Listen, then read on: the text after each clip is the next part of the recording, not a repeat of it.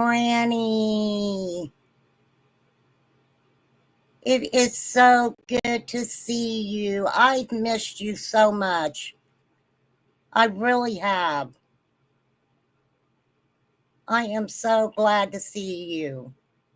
I have missed you. I really have. I adore you, lady. Hashtag love Granny. And I think it's gonna be a long, long time. There's flowers in the house. And I think it's gonna be a long, long time. Okay, thank you, Elton. I don't have a countdown yet. I'm sorry. I used Elton John as my countdown. Thank you, Elton. Adore you, Elton John. You are the man. Okay, so I have OCD, and I am going to finish what I started yesterday. Now, I had an interesting conversation, and I asked a question. I was like, okay, so I have to finish commentating on Chris McDonough and Steve Johnson talking about a conversation that Chris McDonough had with Don Wells. Did anybody learn anything interesting at all in the 3-hour live I did yesterday? Did anybody take anything from that? Right? Because there is a method to my madness. I tell you guys that all the time. But on a lighter note, trigger warning, I heard that there was a lady, her name rhymes with Sketty,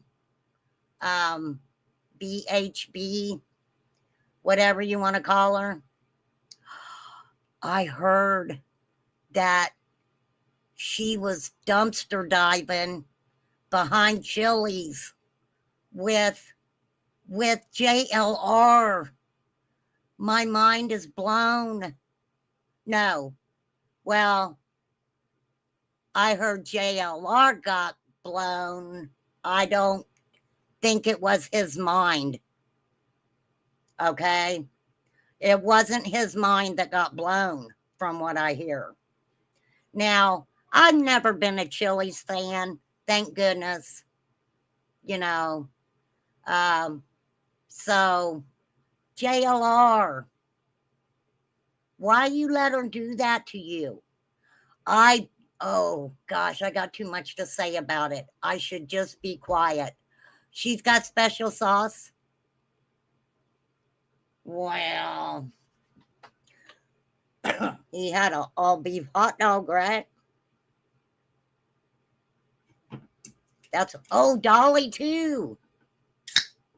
Hey. Kind of crazy, right?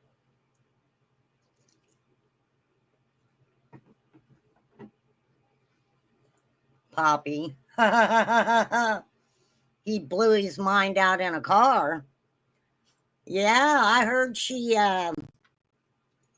under the guise of going dumpster diving. I can see it now. Ring, ring, ring. Hey, since we're here in this state and we don't know anybody but each other, do you think we might be able to share a room? Hey, have you ever been dumpster diving? Hey, let me show you how to dumpster dive. They did the snake dance everywhere. The snake dance? Anything for the views. She didn't put it out, Twister, so you cannot say that. That would be distributing PORN graphic videos, if she would have put that video out of her doing nasty things to JLR. How dare you? How dare you, lady?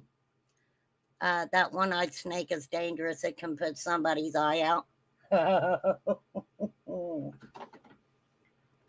Well, now, hey, yep, the snake dance, Mustang Granny.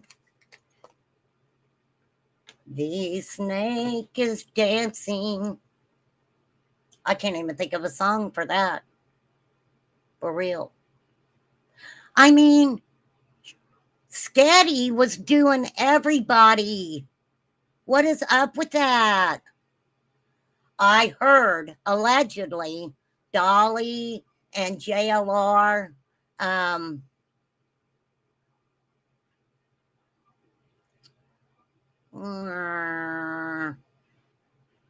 don't know who else. Hey, you can go look. This is factual. She kind of took her hands. This is out there. This is in a police report. She got in trouble with her ex-husband because she wanted to slap him around a little bit. What's up, Mara? Hey, Deb. Constance Sue has something to say. Where you been, lady? Where you been, lady? Are you hiding? I know you're not hiding. I'm just playing with you. I am just messing with you, girl. I am not going to apologize that I'm a goofball. I can be a goober sometimes. I have a resting bitch voice, and I say weird shit. I admit to being weird. I am low-level weird, okay? Now, yesterday, we did a part 1 of a conversation that Don Wells had with Chris McDonough. Now, Steve Johnson is a professional analytical interview looking, knowing what he's talking about type of guy. I can't remember exactly what his, title is. I know his title is a hell of a lot smarter than I am. How about that? Oh.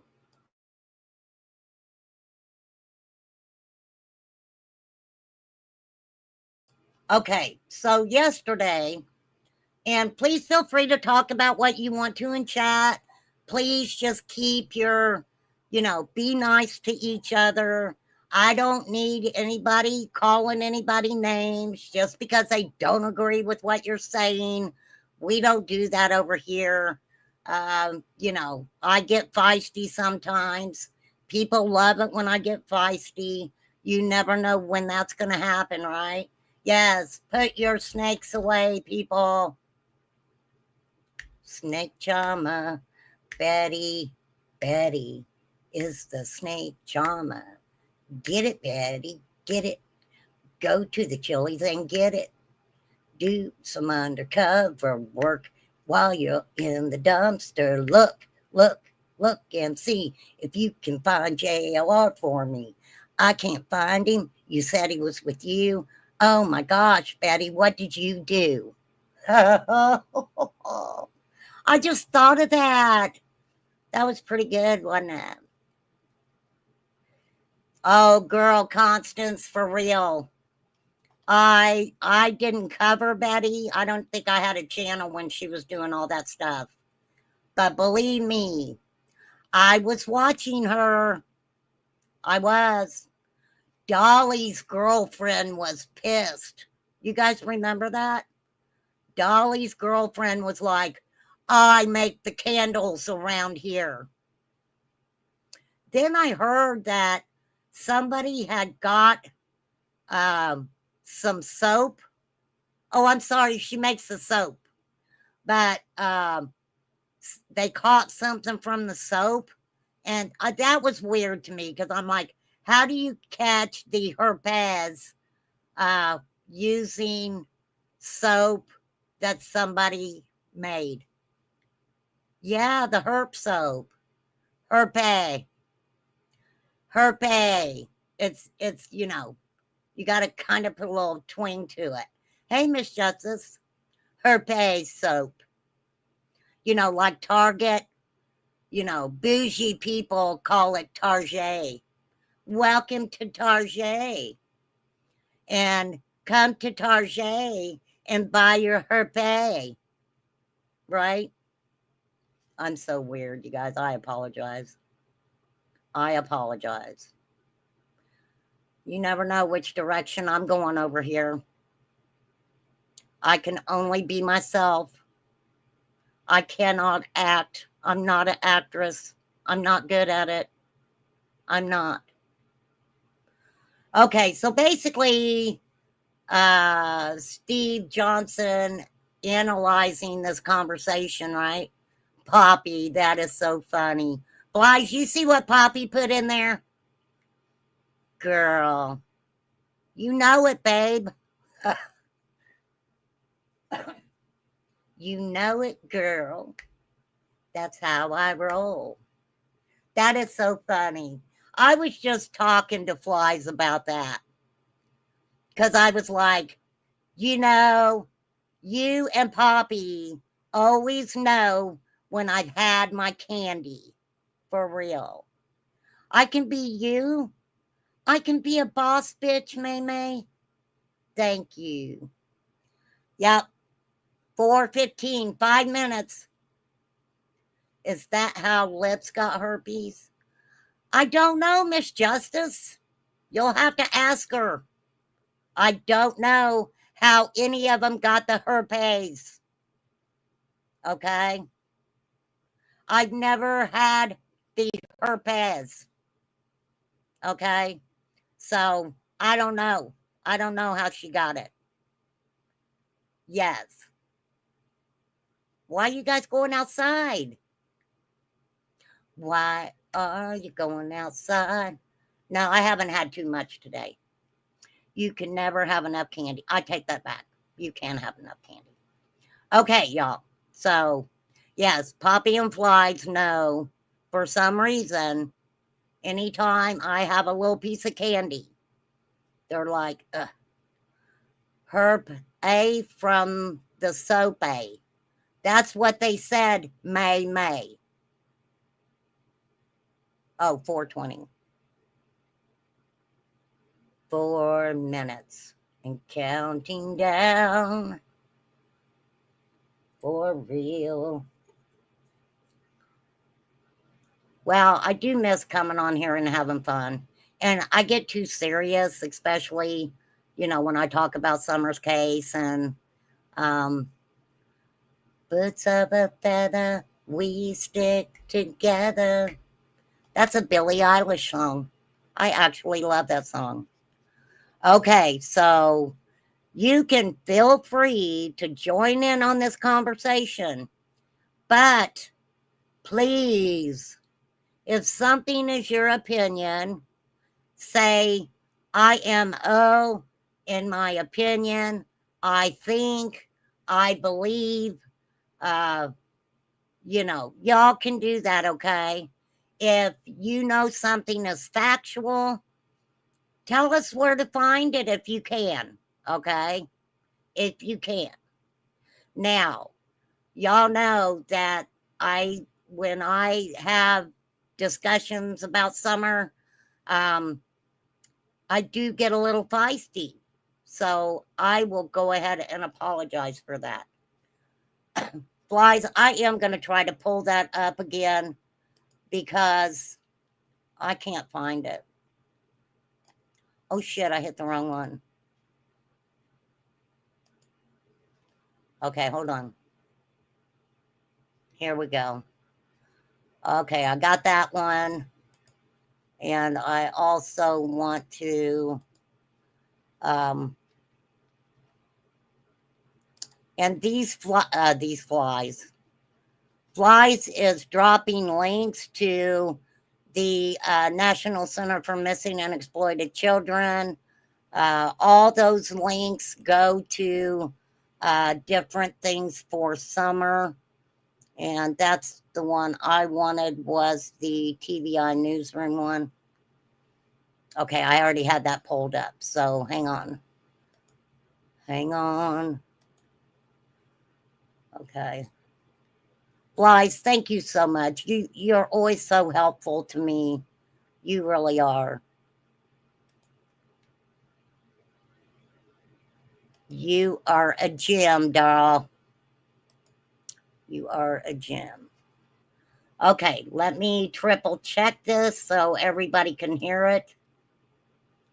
So, Dawn, kind of recapping. Dawn states that Summer is the love of his life. And I wish I would have. There's Genevieve. Do you see the title, Genevieve? Can you send them to my email instead of my phone? Because no, I didn't get a chance to look at them.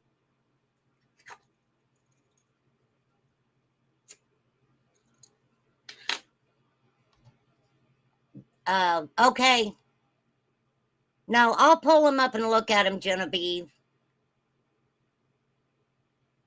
Well, let me hang on, you guys. Let me pull it up to my.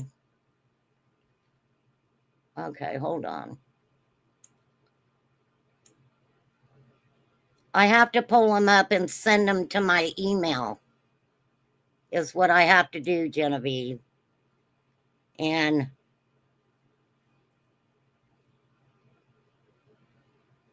so,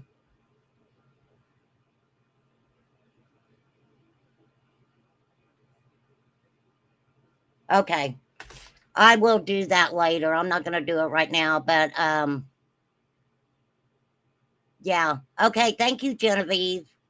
Thank you for sure.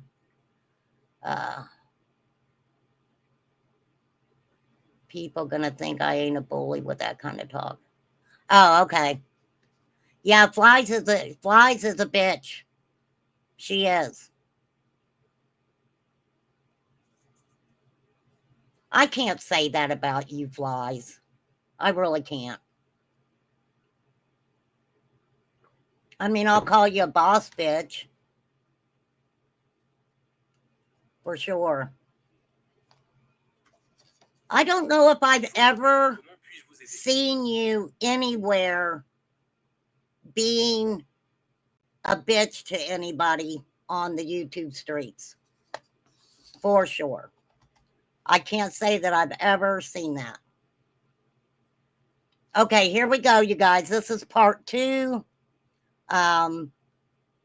Looking back at part 1, anyone who can remember some of the red flags I was talking about. So let's get back into it. This is part 2 from yesterday.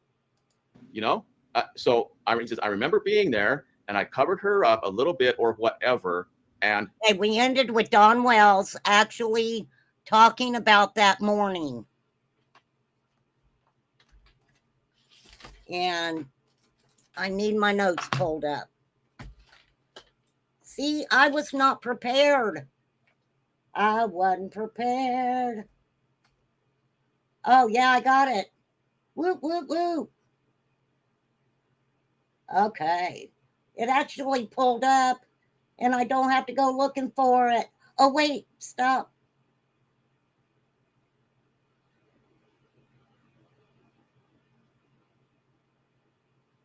Okay, so I got my notes pulled back up. That's a good thing.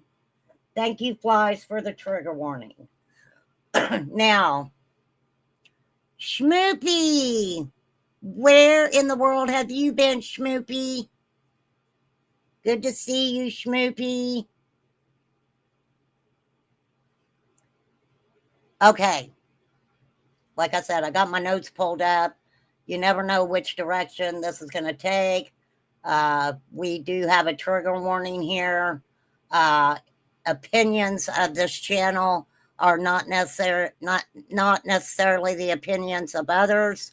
I do want to say I am not here for anybody to tell me that they love Don Wells or they love Candace Blywells.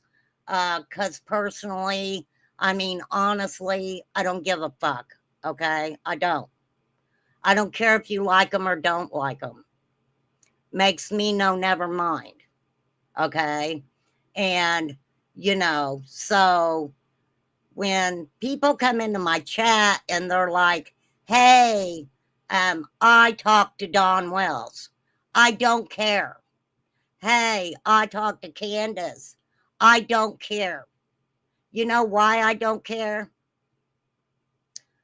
Probably because they, in my opinion, are liars. They will adapt to whatever person they are talking to. Okay?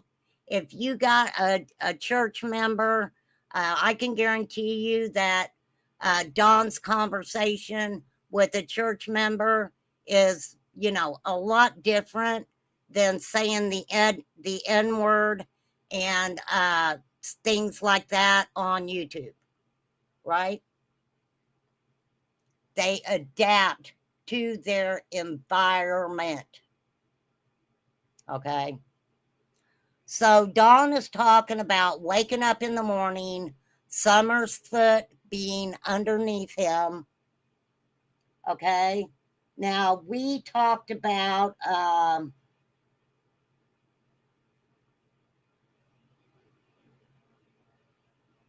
and I'm just going to back up here just a second on this timeline.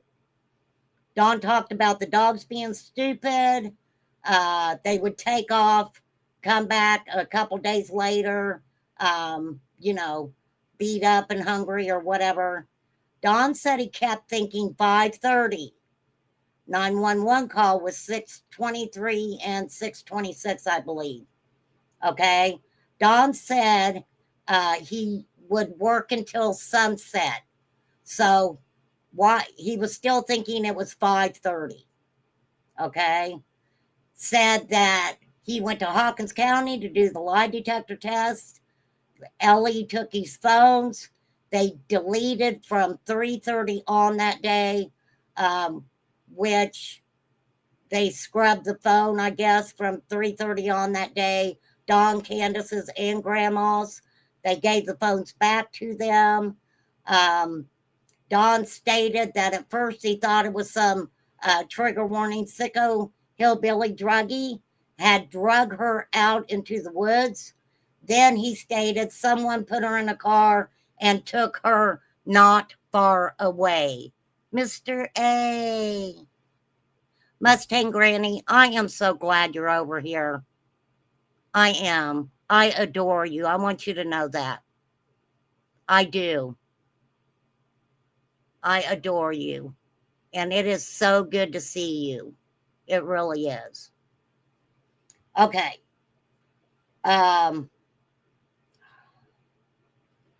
So Don thought it was 5:30. They scrubbed the phones from 3:30 on for that day. Then they gave the phones back. Sicko hillbilly druggie drug her out into the woods.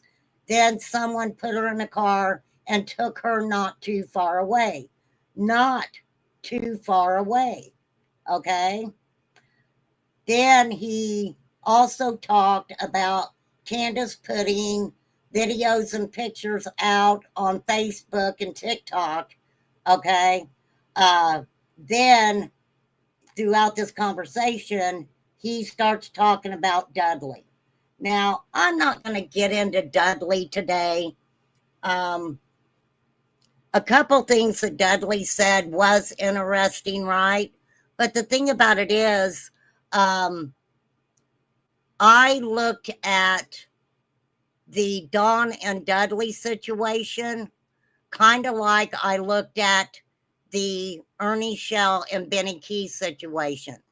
You know, both of them, you know, bumping their chest up. You know, Don was the big wig at work, and he wanted to make sure that Dudley knew that. From what Dudley says, there was you owe me money. There was Dudley admitting that yes, he was doing a substance while he was at work with Dawn.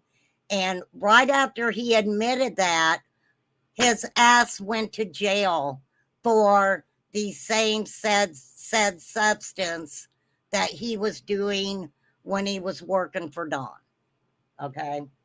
So I don't want to go through that. Okay, so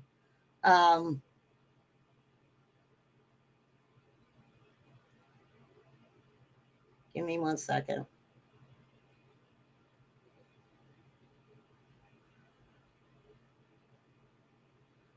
He said, I went to work like a normal day, called Candace at some point, believed she was at Walgreens, asked, what are you doing? And I guess, now see, this is what gets me, because what do you guys think it means? If I'm telling you that, yeah, I walked to the store and, you know, I guess that, you know, so and so, you know, what that, how are you guessing at something like that, right? I guess she said something about taking them out to the lake. Why would you have to guess about that? Well, I guess she said that. Do you guys see what I'm saying? Well, I guess she did that. I'm guessing she did. Because she told you that's what she did, right?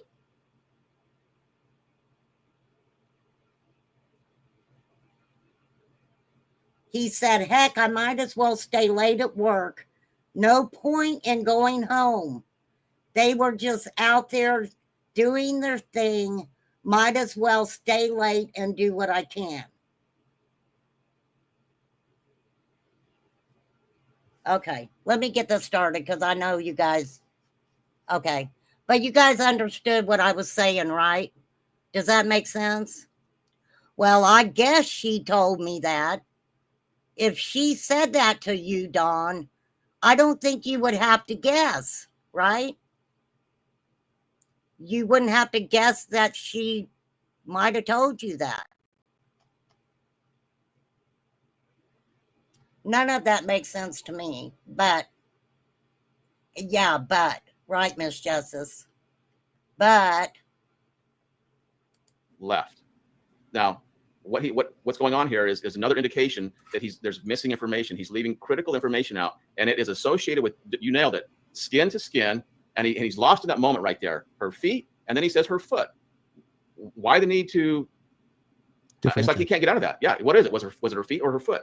And for him, this is like this is movement. Sometimes you know, when you're snuggling up next to someone and their feet are right there, and then there's a little bit of movement, and then it's the foot. Chris, he's lost in the moment. He's lost in the moment right there. And what's interesting here, he's not introducing Candace into this snuggle time, for lack of a better term. Right. You know, moms throughout the centuries have slept with their children. That's right. Okay? And you know, that's just a mother's bond. Okay? Yeah. I've raised 4 kids, you know, and I've had, you know, our kids come into the room. Okay, but I've never slept with my daughter underneath me, or or you know, her underneath me, in 4 or 5 years. Okay? Every single night. Every night. Right. Yeah. And if that doesn't concern people, okay, then, you know, you folks need to get checked, okay? Because guys like me and Steve and others, okay, well, you know, we're coming at some point, because this is about a 5-year-old missing little girl. Thank you. And this is very relevant to the big. Yes, it is. And I will say, and I apologize for this, Summer Moon Utah Wells went missing June 15th. 2021, from her home, 110 Ben Hill Road.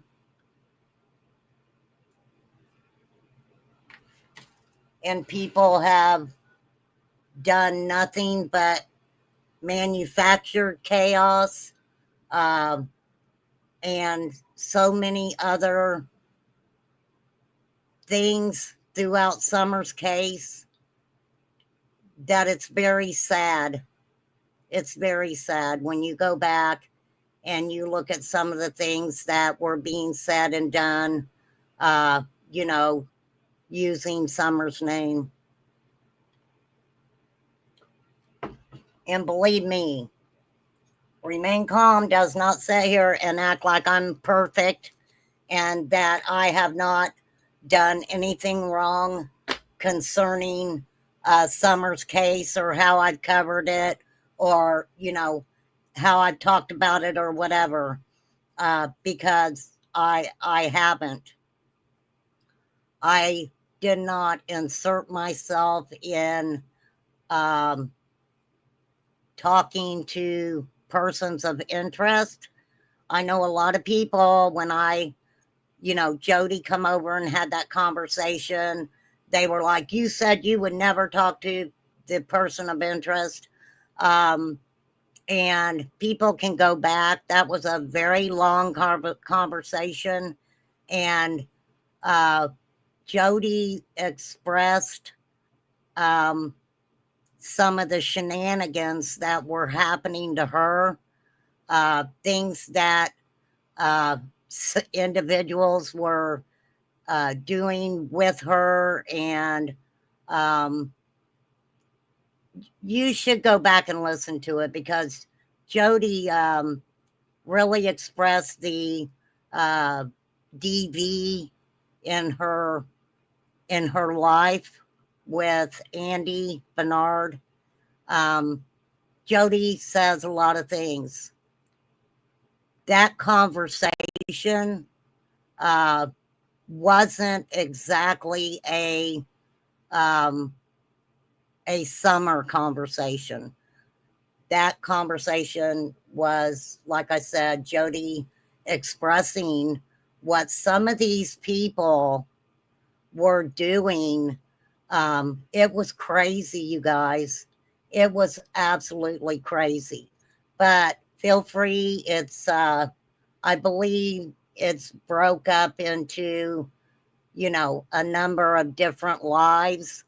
If you're interested, please go check it out. So Dawn is talking about waking up. Summer's got her feet underneath him or her foot, makes his back hurt. I'm just going to back this up. Okay, here we go. So Irene says, I remember being there and I covered her up a little bit or whatever and left. Now, what's going on here is another indication that there's missing information. He's leaving critical information out, and it is associated with, you nailed it, skin to skin, and he's lost in that moment right there. Oh, her thanks, feet, Mr. and then he says her A. foot. Why the need to? It's like he can't get out of that. Yeah, what is it? Was it her feet or her foot?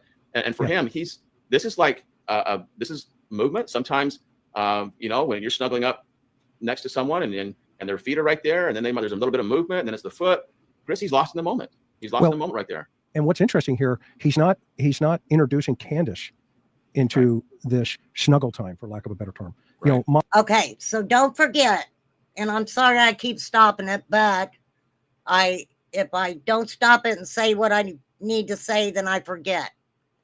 So, and I do have a timeline with Dawn, and I'm sure I'll get to it. So Dawn wakes up in the morning. Summer is right next to him, so close she's got her foot under him. Candace is at the hospital, or took grandma to the hospital by 8 o'clock. By 8 o'clock, right? So we know that is about a 25-minute drive 25-minute drive. So she would have had to have left at what, 7:30 to have grandma there at 8 o'clock, right? She would have had to left even by 20 till 8 to make it there at 8 o'clock. So let's remember that. I always questioned if he says he's seen Summer. She was still asleep. He covered her up a little bit. But I question that for some reason. I really do. I just question that for some reason. Yes, Twister, the tree company man said he saw them. That's not what I'm saying. I'm questioning what was Dawn's interaction with Summer that morning. He says her little foot was under him and he covered her up and then he left.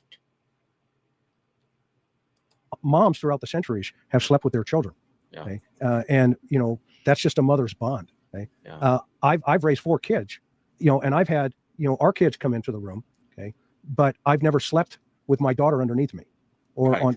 or her underneath me and 4 or 5 years, okay? Every single Right. night. Every Okay? night. Right. Yeah. And if that doesn't concern people, okay, then, you folks need to get checked, okay? Because guys like Thanks, me Mr. and Steve A. and others, okay, well, we're coming at some point because this is about Right. this is about a 5-year-old missing little girl, and this It is is. very relevant to the big picture. Yeah. Okay, here it's very relevant in my mind, to protect these babies, 100%, and the fact that later on, and what he didn't know it, I'd already interviewed his stepsister, and he would come in the room every single night while she was sleeping and essay her, and so the fact that he bonded in this conversation, in my opinion, is a huge red flag, and that is a bingo card for 50. Yeah. There you See, and when Chris was talking, of course, Chris has got a big channel and everything, and especially with Steve Johnson on there was a lot of people that were watching this, but what I always questioned was, were they really listening to what these gentlemen were talking about? Chris McDonough had already spoken with the stepsisters, okay? And I don't know if Dawn knew that at the time. What was weird to me was Dawn brought that up to Chris McDonough about the stepsisters. Okay. All right. go. And I'm going to double that one right there. Yeah. So we had 100 the other night and another 100 tonight. Yeah. So we're almost getting to 1,000. Yeah. All right. So I remember being there and I covered her up a little bit or whatever and left. Or whatever. Yeah. Yeah. What's that? Yeah. It's not. So it's something else. It's or whatever. It's missing information. He didn't say I covered her up and went to work. No, my brain is paused at that point of departure. I covered her up a little bit or whatever. That's something else, Chris, that he's not wanting to tell us. His brain is paused there and left instead of saying moving forward, I went to work. So it's So I'm hoping this is making sense to you guys. And thank you, the 39 people who are watching. Come over here, come into chat, say hi. Nobody's going to bite you over here, I promise. The more the merrier. For real. I do want to hear how you guys feel. And I know that I don't do my channel like other people. I'm not fancy. I'm low budget. And I love words. I'm a word lover. For real. Why? What is Dawn leaving out? Or whatever. Or whatever. It's not what he's trying to, he wants you to interpret. He wants you to interpret that he covered her up and went to work, but that's not what happened. There was something else that went on there, and he just doesn't want to tell you. That's what it tells us. Yeah. So I'm gonna put something out in the environment tonight. Okay? And we'll see how many people take it. That's right, Flies. Get your shots. I kick myself that I didn't ask him what was she wearing. Okay? Yeah. I made a mistake. Okay? But I'm gonna make a prediction right now. He's gonna tell us what she was wearing after tonight. Or his friends are gonna tell us what she was wearing. Okay. But nobody knows what she was wearing other than him at whatever time he left in the morning. Okay. So yeah, what did Summer have on? Did she have on the little swimsuit that Candace said she put on her?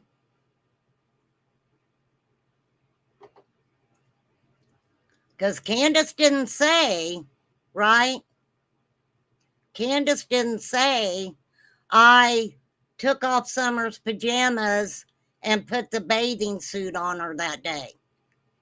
She says, I just stuck the bathing suit on her because it was going to be hot. Right? Even though I'm sure that it was probably a little bit cool in the morning. Right? Oh, Linda, thank you. Thank you, Linda. That is so sweet of you. Thank you so much. I appreciate that. I do, girl. So, what'd Summer have on? What'd she already have on? And, okay, I mean, we're real over here. So let's really say what we're thinking. If Summer had nothing on, Candace didn't hide the fact that Dawn liked to sleep bare ass naked, right? I mean, for real. Really. And that it's just being real about it. I can't wait for that to come into play here. Okay. And then when you guys see that, okay, then you make a determination on whether or not that sounds, like problematic. All right. I'm going to keep moving for the sake of time. Let's do it. Every night, Right. I mean, every night. Every I night. mean, why pick every night? I mean, Steve. Why say that? Yeah. Yeah. But that's Summer slept with him every night for 5 years. Summer wanted nothing to do with Candace. Her first, 18 months of life or something? Over a year. Wanted nothing to do with Candace, right? And when he spoke about that morning, he didn't put Candace being in that bed. He just said Summer, right? that's his reality. And for him, it's not a negative thing. For him, it's the normal thing. And speaking of normal, he does a lot of that. He normalizes a lot within his language. And is, in fact, we're going to have that coming up here just in the next sentence or two. He's going to say it was I went to work, just a normal day. Normal when they day. do that, what that means is they want you to believe that because that is the norm, nothing else occurred that was not normal for every other day, or that it was a normal circumstance. It's an indication to us that it was anything but the norm. It allows them. Also, when Candace was doing the interview with Chris down by the watering hole, or whatever you guys want to call it, she stated that her relationship with Summer was normal, and she actually used Robin and Robin's daughter. She pointed to them. So she basically was saying Robin's relationship with her daughter is the same relationship that I had with Summer. Okay? Believe that or not. That is what was said. I promise you that. For sure. To withhold what actually was occurring that day by saying it was just a normal day, and people buy it, and you shouldn't buy it. Well, tell me exactly, describe that for me. Describe that in detail. And that's going to be a different story, because it's not the norm. Okay. Now, if you say describe in detail, and then they start describing in present tense, well, this is what we normally do. No. Describe what you did that day, past tense, and that's what we're looking for with him being psychologically in the statement. And so, anyway, that's another lesson, another time. But he's going to normalize a lot of things here. Okay, and what I've also found interesting, Steve, the correlation when I asked his stepsister how often would this happen, her answer every night. Oh my gosh, every night. Yeah, okay. Every night. That's his victimology. That's who he is. Every night. Yep. And it's playing out here. With what happened with him and his stepsisters, they said he continuously would come in that room every night, right? Oh, your queen's name, Robin? Every night. Now, I am not going to sit here and say that Don Wells is innocent or guilty of anything. I can't do that. But there is a but there. He has admitted to doing some things to his stepsister that he should not have done. I want to remind you guys, this man says that a 5-year-old, I don't care if he was related to her or not, a 5-year-old little girl basically started doing inappropriate things to him, and which caused him to, do things to her. He blamed a 5-year-old little girl. How old was Summer? How old was Summer? I mean, let's really talk about it, right? What did Don say that he would have to, what? Apologize to Summer, right? If something ever happened, he would have to apologize over and over. That will stay in my brain for a long time.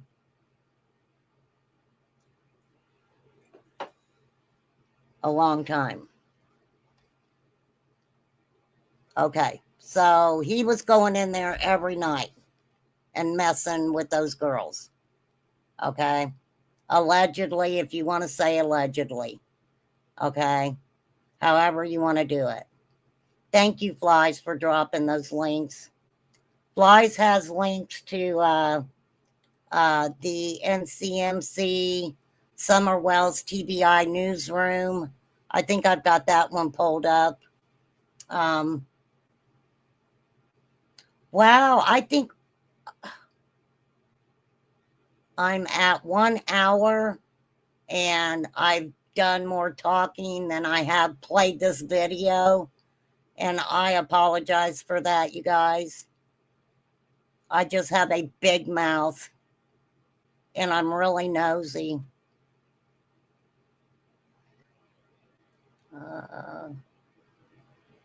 Uh, we were married once in another lifetime, got separated just to find each other again.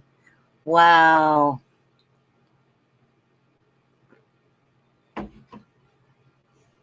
That is wonderful, Mr. A. It is always nice to love and be loved. For real. Okay, moving on here. Yep. Okay, here we go. But, just like a word normal day. Luckily, I guess, but a couple of guys I talked to that day, and the big boss that sent me that day knows where I was.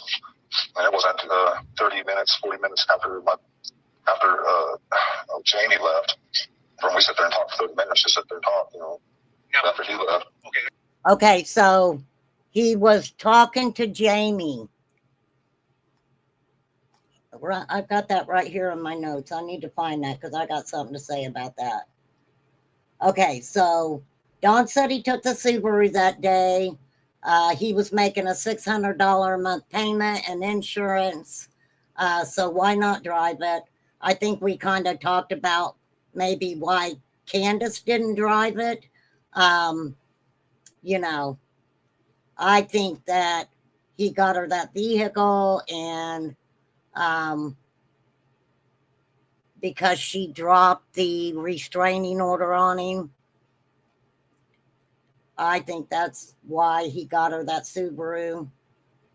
But that's just my opinion on that. Don said he couldn't give the exact time he arrived at work, stopped for breakfast. He didn't know what time, 45 minutes to Jonesboro. Worked all day. At some point called Candace around 3. Now, this is what I want to say about that.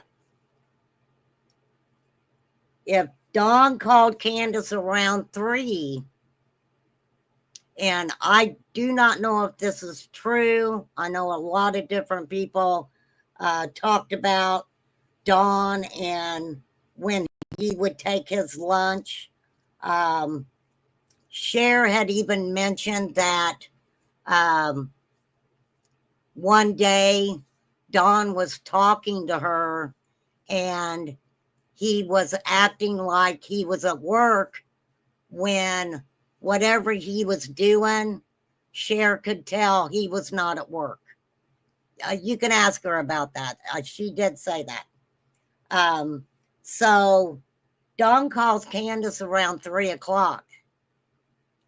Candace has already dropped off Hunter. Okay? Already dropped off Hunter.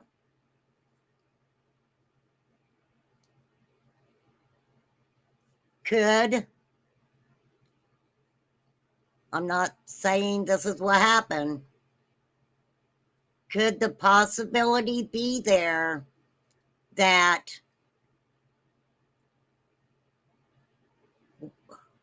doesn't make any sense?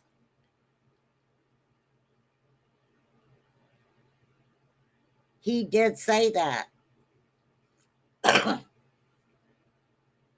He worked all day at some point, called Candace, he believes around 3. Thinking she might have been at Walgreens, asked her what she was doing, said something about taking them out to the lake. That can't be right, Dawn. And yes, this is said. This is said in this interview that I'm covering right now. I'm going to let you hear it. Jamie's he's another finisher that was working out here. Got it. So you leave the house. What car do you take that day? I forget. I had the Subaru that day. Okay. Well, why didn't you take your truck that day? People are going to ask. Well, because the car was just sitting there, and I'm paying these payments, $600 a month plus the insurance, and it's just sitting there. And I thought, well, I may as well get some use out of it. And I threw all my tools in there and started driving it for a little while. I'm gonna slow it down a little bit. Chris, mainly part of it. that just doesn't fly. Like I said, if you've ever done drywall work, that is a messy job, and there's that drywall dust, and The mud is it's everywhere. And you don't take a brand new car. Well, I'll give him the benefit of the doubt on that side. And here's the reason why. Okay. Hypothetically, if this is an alibi, of course people are going to see him. Okay. They're going to say, dude, what are you doing here at work? Because what's interesting is he talks about it towards the end of the day when he runs into Jamie, his coworker. Yes. Yeah. And they sat there chatting it up. And at some point his boss comes over. Well, but Don said he drove it the day before also, right? He did say that. I don't think his boss, he's the team lead on this drywall crew. So either he went to where his boss was or his boss came to him. Right. And just, accidentally ran into him. And see, the thing about, I'll just kind of give you a rundown on it, okay? When you have contractors, then you have subcontractors, and then you have basically the get down and dirty, gritty, individuals. Don was in a position with that job that he could leave and come back when he wanted.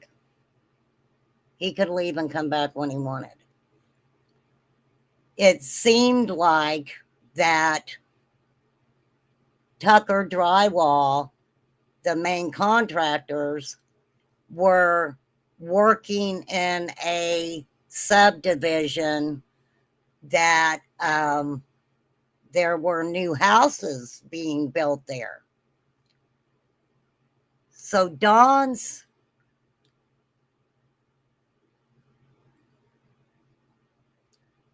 I don't want to say his employees. Don's co-workers were in different houses.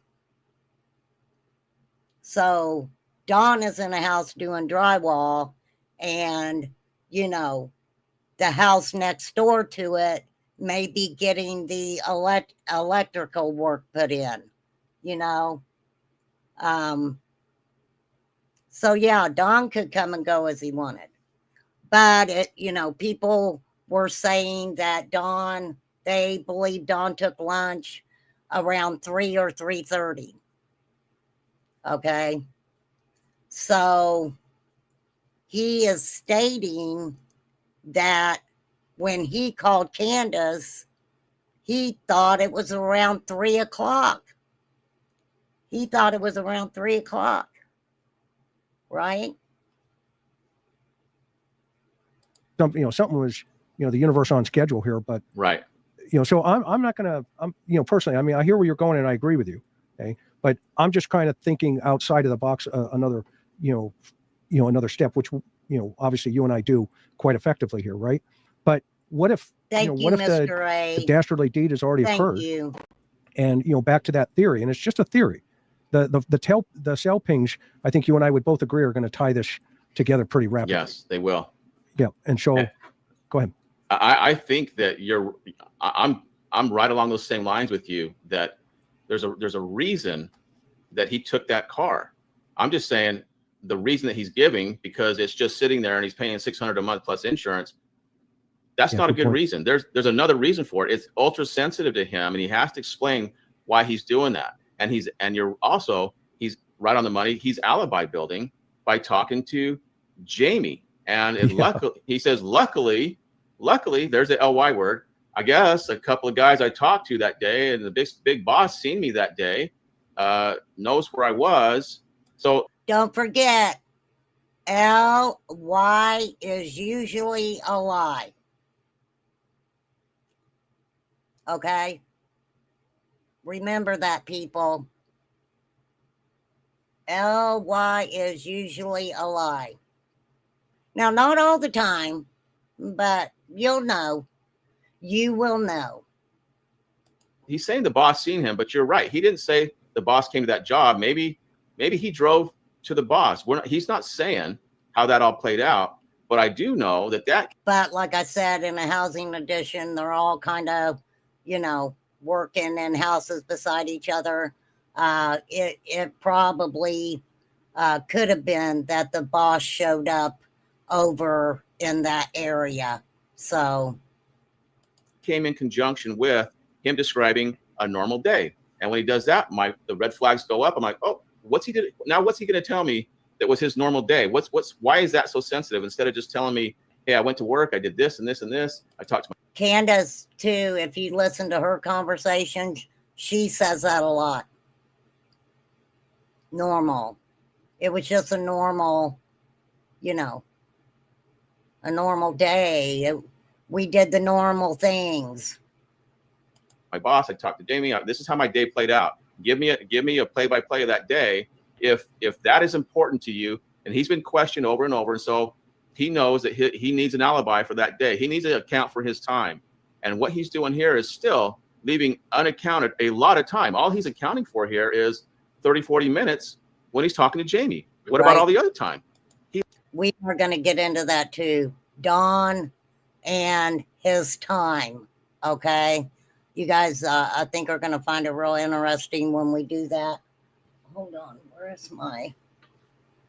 Hold on. Darn it.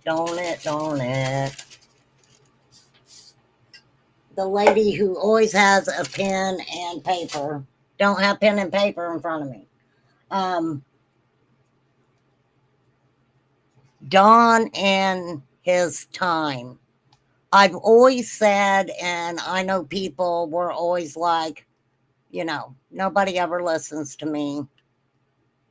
I have always said, I want to know what happened the whole day. The whole day. Don hasn't told us what he did the whole day. And him stating 5:30 and says prior to that, he had talked to Candace. He thought around 3 o'clock.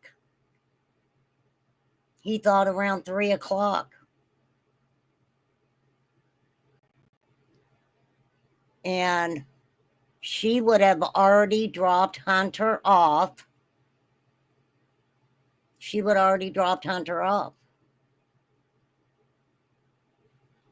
Right? Just things I'm pointing out here, ladies and gentlemen. He left all that out, and that's very important. There's a reason why he left it out. He can't account for it. All he can account for, 30, 40 minutes when he's talking to Jamie, and sometime in there, his boss seen him. That's it. Yeah. What about all the other time? He left it all out. And that's the point here. That's why the car is so sensitive, because I agree with you. He took that car, but there's a reason why he did it. And you're right. Maybe it's because it stands out like a sore thumb. They wanted to see him. Who knows? That we don't know that. There's a multitude of scenarios as to why that car was important to take. But just because it's sitting there and he's spending $600 a month, no, that's not it. Don said he had Starlink in the vehicle, is what he said. It goes in conjunction with him having to create this alibi. That's what it is. I'm tracking you, Hunter, on that one for sure. And yeah, because I mean, to your point, this is the day that all of a sudden you're driving the $600 Subaru, into work. And he does say later on, back to I wish I would have asked him what she was wearing that morning, because later, he makes the comment, she was wearing her, her kindergarten outfit, right, or her first day of school outfit. And so, right. And we'll get into that, but I thought that was kind of pretty unique in of itself, but I want to hear what you're going to weigh in on that. So I'm going to keep moving. You good? All right, let's go. Yeah. So you take the truck, or the car. How far away is your job? What are you doing? It is 45 minutes away in Jonesboro. All right. Yeah. And then what time do you get there? Do you remember? I don't. I probably went and had some breakfast, somewhere or whatever, and come out here. I don't remember for sure. No, I don't. Okay. What time do you call Candace, if you remember? I'm just trying to figure out the timeline and the window. I'm trying to think. I'd say, maybe 3 o'clock or something like that. Do you hear that? 3 o'clock.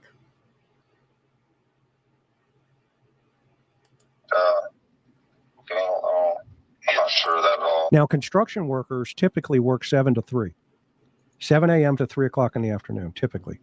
Yeah. And by the way, for the record, Not all of them. You guys. before I was a policeman, I was a carpenter, and I had a journeyman's card. So I've built commercials and houses, since 1977, quite frankly. But so I understood the mentality of what he was talking about. And that's when he was talking about getting off his steel, which is his stilts, mixing his mud, which is the drywall mud. So he doesn't know that part of my life. So I'm going to keep moving. Sorry. So what? Perfect. Now, Mr. McDonough, because I am commentating and I keep it real over here, I don't think we needed to know that. I understand that you're saying it so everyone knows that, you know what goes on with, the construction side of things. But some people, especially the subcontractor themselves, who are in a position to hire their own employees, can pretty much make up their own time. Now, I don't know if Tucker had a time when he wanted everyone to stop for the day, the houses get locked, everything gets, snug as a bug in a rug. And if that is the case, possibly at 5:30 maybe was the time when everybody was winding down and getting their stuff and getting ready to head home. Possibly, I don't know. Right? He worked all different hours. Wow. That's a cool name. Wow. Cool name. Welcome everybody who's coming to chat. I don't have my chat pulled up, but I do try to say hi to everybody coming in. Welcome you to the channel and let you know we're a little cray-cray over here. We know not what we do. Okay, so yeah, different times. I'm telling you, Don Wells could pretty much, do what he wanted during the day. And it's weird that he would typically, if it's factual, go to lunch around 3 or 3:30 every day. And he feels like it was 3 o'clock when he contacted Candace, and Candace was taking them to the lake or whatever because Hunter was already at home. She dropped Hunter off at like 2:30.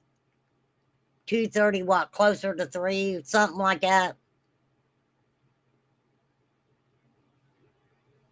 Kind of weird, right? Well, and because he says in here, maybe 3 o'clock or something like that. That's when he calls. Yeah, Candace. Yeah. So this would be what when he's getting off work.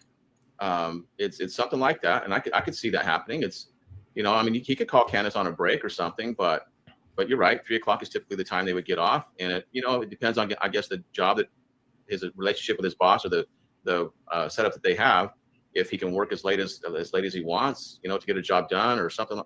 I don't know, but I do know that he is not accounting for his time that day. No, he's and not. he's it's possible he doesn't remember the time, but there's something significant about the time, because he really goes into that. I think he did it earlier when he's talking about the time that he arrived at the house, and he just goes on and on about this timing thing and how the police have it wrong, and he was the first one there and he beat the police there, and that's not true. He didn't beat the police there, but But so this timing thing for him is key. And typically when they start employing this extra emphasis on the timing, it's because it's key for the story to work, to play out. Just like the dogs having to be gone, that's key for the story. And so anyway. Yeah. When we get into Tim Mullins was having a conversation with a person and made and said something along the lines of, well, just let it play out. That is what Tim Mullins said. Something along the lines, just let it play out. And we'll get into that conversation. It was a conversation that Tim Mullins and Benny Keys were having. And I am going to get a hold of Benny and see if he'll come over and have the conversation with me while I talk about it. I don't know if he will or not. I don't. So, but I will try. Okay.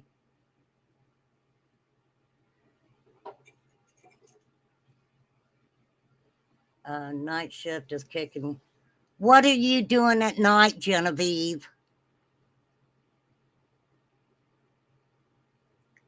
What are you doing at night? Never mind. Don't tell me. I don't want to know. Girl, I bet it is kicking your butt. Remember, Candace said they didn't keep up with time if they are having fun on her first interview after Summer went missing. Yeah, she did say that, Flies. You're poked in. I bet you are. I bet you are, Genevieve. Are you doing undercover work, Genevieve? You doing undercover work? We all want to know now. We want to know. Okay, so I'm hoping that this is making sense to you guys. Okay.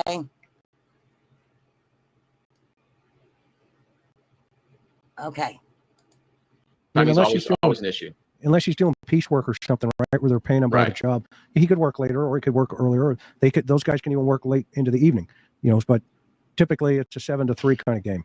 Yeah. So, all right, I'm going to keep moving. Keep going. And where was she when you know what's interesting too? Don said he took the Subaru to work the day before. Don said he drove the Subaru to work the day before. What also happened the day before? You guys remember what also happened? Don said CPS was up there. Right? CPS was up there. Now, that was the day also that Dudley got fired. There was a lot of shit going on. Dudley got fired, right? Yep, he fired Dudley too, yep.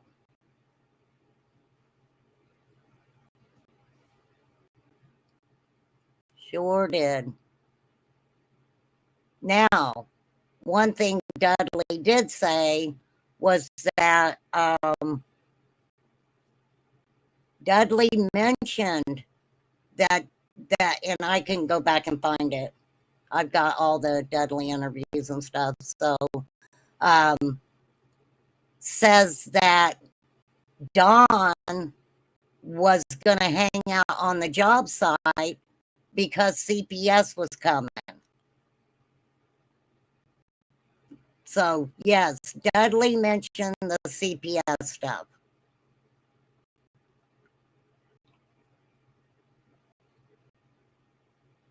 Yes, he said that Don was sitting in the bathroom and looked like he had lost his best friend.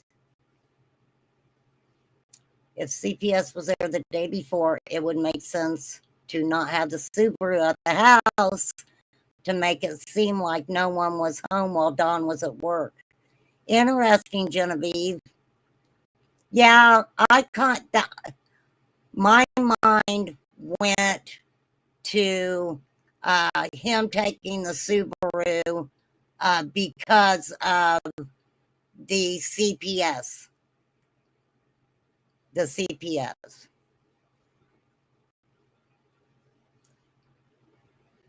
Yeah.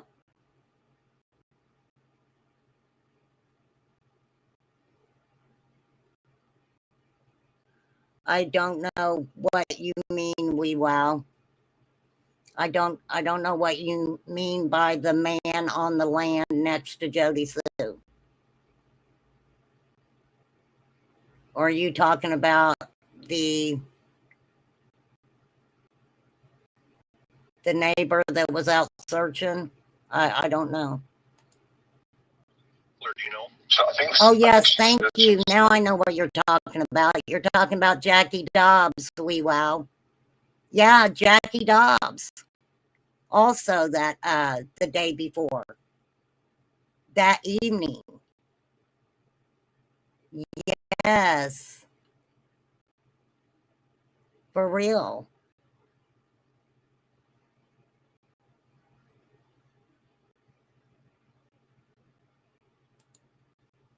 At Walgreens or headed to the lake, or I can't remember.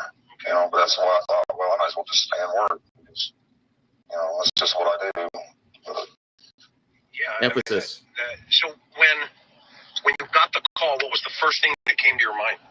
Well, she called frantic, panic. Okay, panicking. so just to go back a minute, because Don never mentions the boys. He never mentions the boys. Hunter says that a couple of the boys were with Don, but that would have meant that the youngest boy was home by himself, because I think the two that were mentioned was the two oldest boys. So that made no sense to me at all. Candace says the boys were there. I don't think, I mean,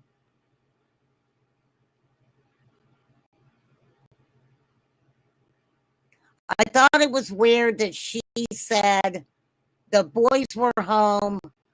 They were sleeping and watching TV or something, and that we weren't going to be gone very long.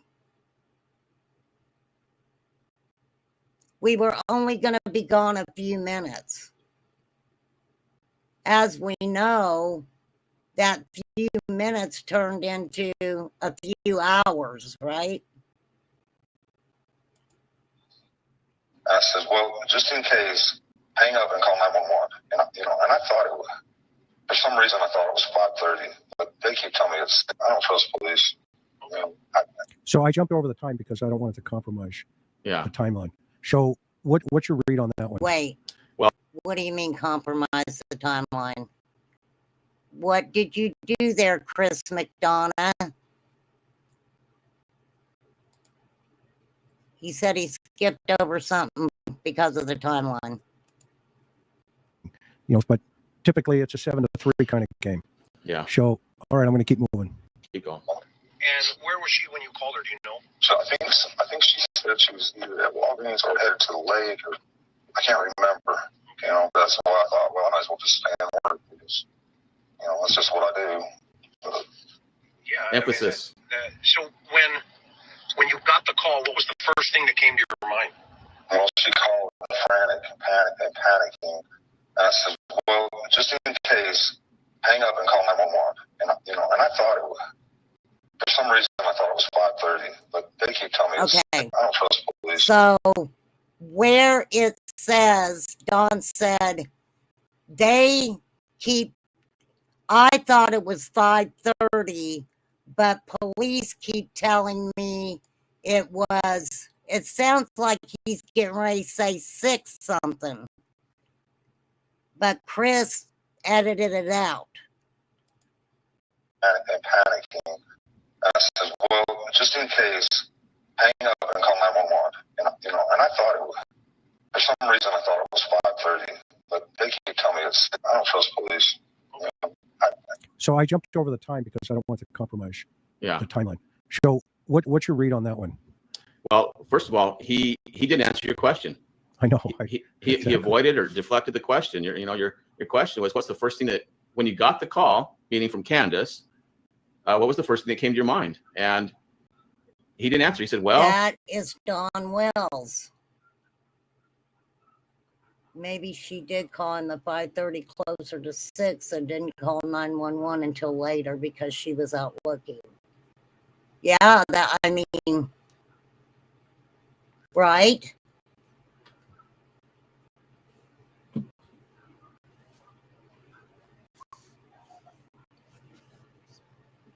Okay, so if we look at it that way, okay, so let me pin this so I can look at this. Okay, maybe she did call him at 5:30, closer to 6, didn't call 911 till later because she was out looking.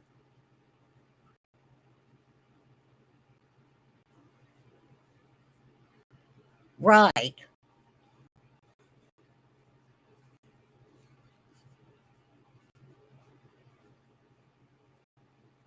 I don't think she called Dawn right away. Do you think she called Dawn right away?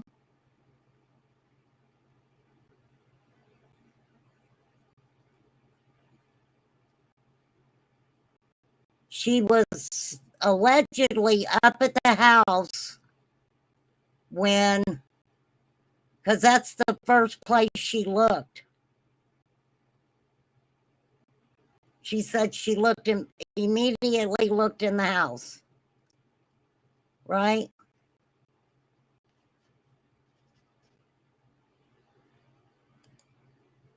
Okay, the sheriff's office. They called law enforcement. she called frantic panic and panicking. So he's now saying, well, she was panicking, and now he's going to slow down the statement and tell you exactly what he said. Well, just in case, hang up and call 911. He didn't have to say that. He didn't. Why the need to tell us exactly what he told Candace? He answered the question, and he's not doing that. So we call this he's slowing down the pace. Meaning, I don't want to get to that answer. So I'm going to tell you all this little detail that is true, so I don't have to get to the point where I have to manufacture something or be deceptive about something. That's stressful. I don't want to get there. So I'm going to tell you all this little detail that's true. So, and he's still manufacturing some of that. And then he says, I thought it was 5:30, but they keep telling me it's another time. And that's what 911 says. But be honest with you, I don't trust the police. Well, he's telling us he doesn't trust the police, yet how does that play? And he just told Candace to call the police. And, there's some discrepancy there. And then look what happened. Oh, go on, because that's as far as we got. So there's more here. Right. Well, we showed them all the information on our phones because they wanted to know. They wanted to know the timeline. So we showed them right then. When I got there, they wanted to know all that. And they wrote it all down. But... All right. So again, still hasn't answered the question. What was the first thing that came to your mind? And so he goes off on this little tangent. He talks about the time. I thought it was 5:30, and that's what 911 says. But be honest with you. And typically when they say, but to be honest with you, it's an indication that he hasn't been honest. And you know that from years of dealing with these guys. That when we hear that, it's like, oh, okay, here we go. So what haven't you been honest about? And he says, this came out of the blue, Chris. This phone thing, it had nothing to do with your question. It really had nothing to do with what he was saying before this. It came out of the blue. And so what it is it's a narrative that he had to get in somewhere. He had to get it in. And it's just like, let me just throw this in because this is something I really want you to know. And it's okay if it's contextual and helps us find Summer. I'm not so sure that this is. He says, we showed them all the information on our phones. They wanted to know the timelines, and we showed them right then when I got there. They wanted to know all that, and they wrote it all down.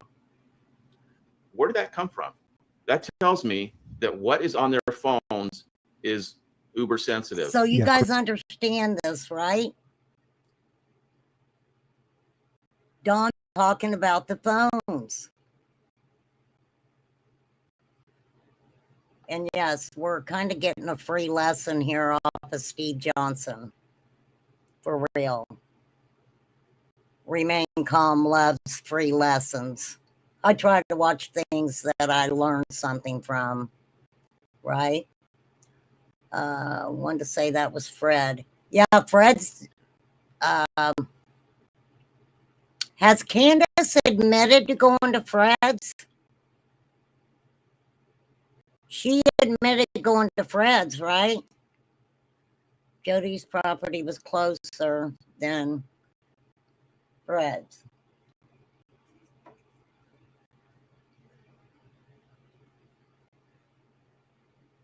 Well, that's what I'm saying.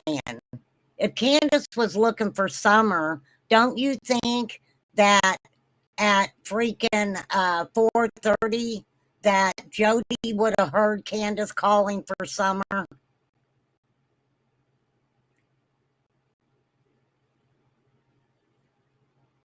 The scream happened between 4:30 and 4:42, right? But at 4:30, Candace was supposedly over on Fred's property looking for Summer, right? That's the way the story goes.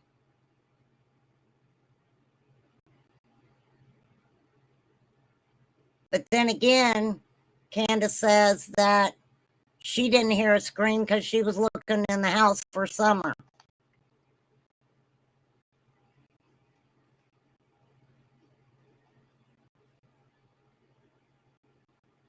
So what Dawn is saying about the phones is very, very interesting.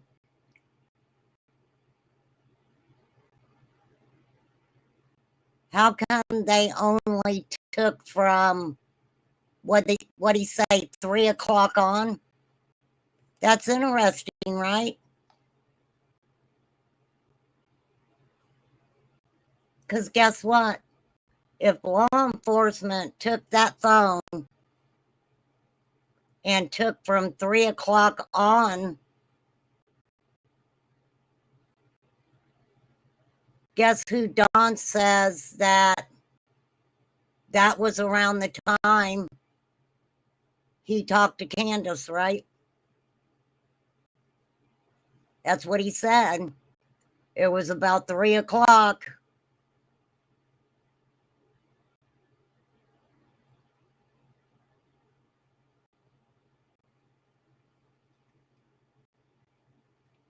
I'm just saying. I am just saying.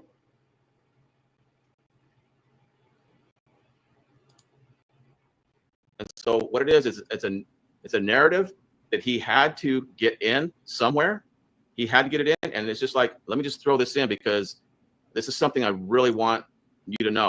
And it's okay if it's contextual and helps us find Summer.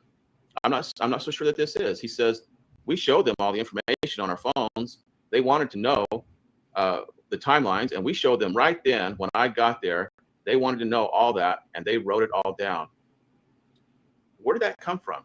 That tells me that what is on their phones is uber sensitive. Yeah, critical. Don also said that they took the whole thing and they took it off of his phone, is what he said. They scrubbed the phone from 3 on that day.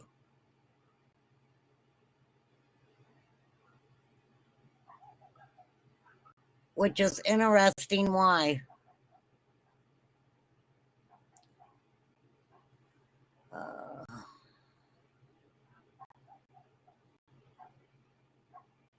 Hey, Rachel.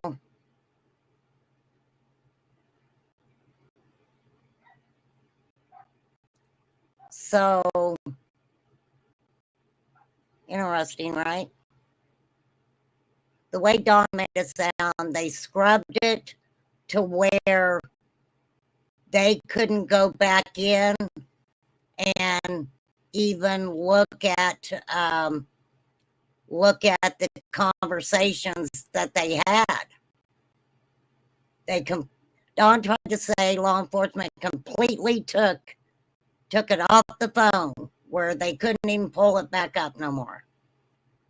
That's what he said.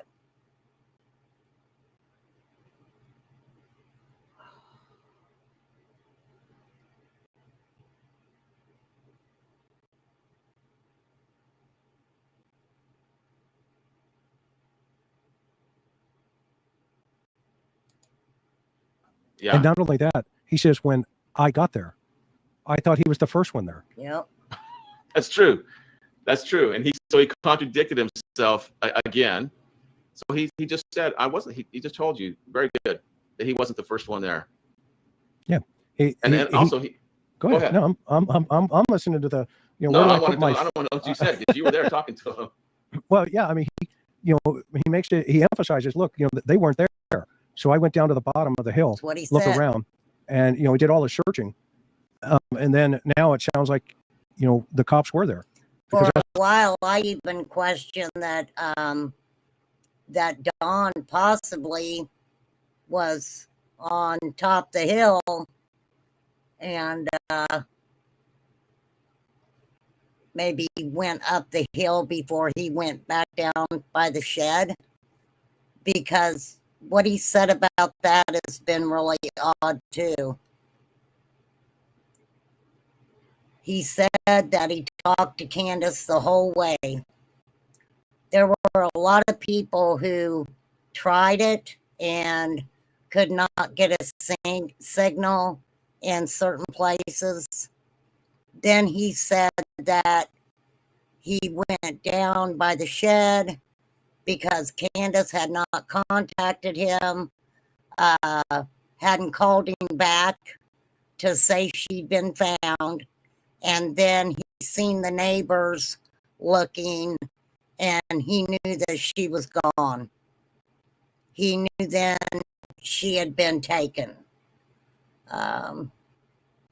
Remember when Ronnie Lawson was asked if Dawn's criminal past had any bearings on Summer going missing? And yes, he did say, as of right now, no. Ronnie Lawson said a couple weird things. And I'll have to find where he was talking about the substances in Beach Creek. Give me 1 second. Give me one moment, you guys. I will go ahead and play that while I'm gone, so you guys just ain't sitting there bored. The first thing he did was give them their phones. Because I know as an investigator, first thing I would, if all the red flags are up and I've had 15 or 20 minutes to listen and get debriefed by the team that's already there, okay, i.e. the search and rescue, the sheriffs, everybody that gets there, and you know how we circle up and everybody goes, keep an eye over here, right? Yeah. And, game on. Kind of like Christopher Watch when the body camera, the cop just stood there and let him do his thing. Yeah, okay? Beautiful. Well, yeah, it was. So this is the same principle. And so when he said that, he said, look, I was furious because I was the first one there. I beat everybody. I beat the cops. I beat the search and rescue. Yeah. So basically what he said was it was me, Candace, Grandma, and the kids all searching for the baby. Well, you and I both know the moment that 911 call came in, and it's online, those guys did such a fantastic job of immediately putting into play all of the resources before even going on scene, just in case. Because you and I both know, you get 3 hours, okay, for a missing child. And these guys, you know, I think he's one of the guys. Okay. I can't remember what the call sign or what the Well, signal sign was, but I think it was I like something can't like believe my 302. curve And then broke. maybe that went back to the watch commander or to the lieutenant or whoever, or the sheriff, even, you know, I for am him to say, going look, from you know, let's get this thing having moving. This is a coffee missing to 5-year-old. having some And when he said that, I thought, okay, we'll water just put that up on the board. with the little juice All right, I'm going to keep going, brother. things You know, hold on a second. Just a couple things. squirt Yep. into You know, he's them messed up and his timeline. make them And, flavorful. and what he's doing now to I don't cover know for what that is he's this one casting is. blame on the police. And so Crystal that's I think that's light. why he went to that phone thing. Let me fix because me it up a refers back shot to of the crystal light uh, here.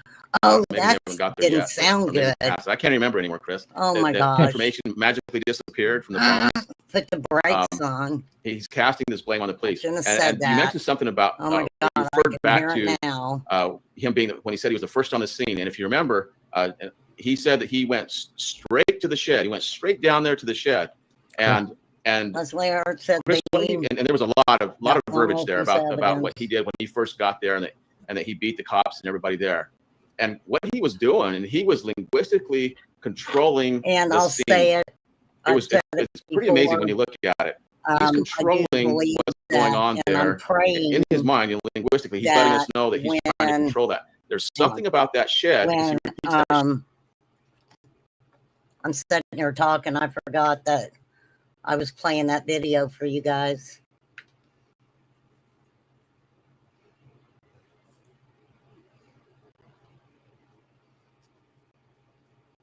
Okay. So I'm just gonna back it up just for a second so I can see where it's left off. When I got there, I thought he was the first one there. That's true. That's true. And so he contradicted himself again. So he just said, I wasn't, he just told you very good that he wasn't the first one there. Yeah. Go ahead. No, I'm listening to the, you know, no, where I do I put my, don't want to know what you said because you were there talking to him. Well, yeah, I mean, he emphasizes, look, you know, they weren't there. So I went down to the bottom of the hill, looked around, and, you know, did all the searching. And then now it sounds like, you know, the cops were there because that's the first thing he did was give them their phones. Because I know as an investigator. Okay, so this is what was kind of weird to me was the fact that Don stated that he didn't remember if he checked inside that shed or not at that time when he pulled up down there. He did say that, y'all. That's kind of weird, right? Wouldn't you, if you're going to drive to where you can see, because where that shed was at, you could see where the it was all trimmed down and stuff, right? That's where the poles went, right? Am I wrong? He said he could see all up through there. Why wouldn't you look in that shed immediately? I think it would stick out in my brain if I pulled up to a building and my daughter was gone and you're looking for her, you would look in that building. And personally, I don't think I would have to then question whether I looked in the damn building right then or not. I'm just saying. If all the red flags are up and I've had 15 or 20 minutes to listen and get debriefed by the team that's already there, okay, i.e. the search and rescue, the sheriffs, everybody that gets there, and you know how we circle up and everybody goes, keep an eye over here, right? Yeah. And, you know, game on. It's kind of like Christopher Watch when the body camera, the cop just stood there and let him do his thing. Yeah, okay. beautiful. Well, yeah, it was. So this is the same principle. And so when he said that, he said, look, you know, I was furious because I was the first one there. I beat everybody. I beat the cops. I beat the search and rescue. Yeah. So basically what he said was it was me, Candace, Grandma, and the kids all searching for the baby. Well, you and I both know the moment that 911 call came in, if we, and it's online, those guys. And let me tell you guys, They've even said this. Their searching for Summer was standing at the top of the hill and screaming her name. Not knowing what happened to Summer, they send the boys down to the road, right? Go down there and see if your sister's down there somewhere, right? Grandma couldn't have done much. She could have got into a vehicle and, helped look. I don't know. Maybe her knee was messed up and she couldn't drive, or, she had that pain shot that day. Grandma said she was petrified that, somebody may even try to take the boys, right? Hey, Angie's life, right?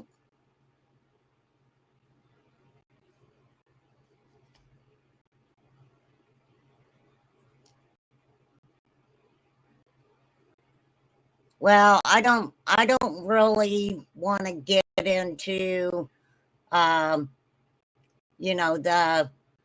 kind of the Hawkins County and that stuff today for sure.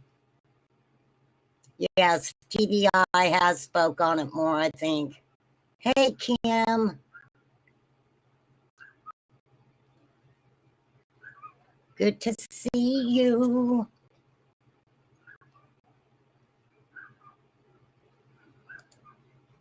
Did such a fantastic job of immediately putting into play all of the resources before even going on scene, just in case. Because you and I both know, you get 3 hours, right, for a missing child. And these guys, I think he's one of the guys, I can't remember what the call sign or what the signal sign was, but I think it was like something like 302. And then maybe that went back to the watch commander or to the lieutenant or whoever, the sheriff even, for him to say, look, let's get this thing moving. This is a 5-year-old. And when he said that, I thought, okay, we'll just put that up on the board. Okay. All right, I'm going to keep going, brother. Hold on a second. Just a couple things.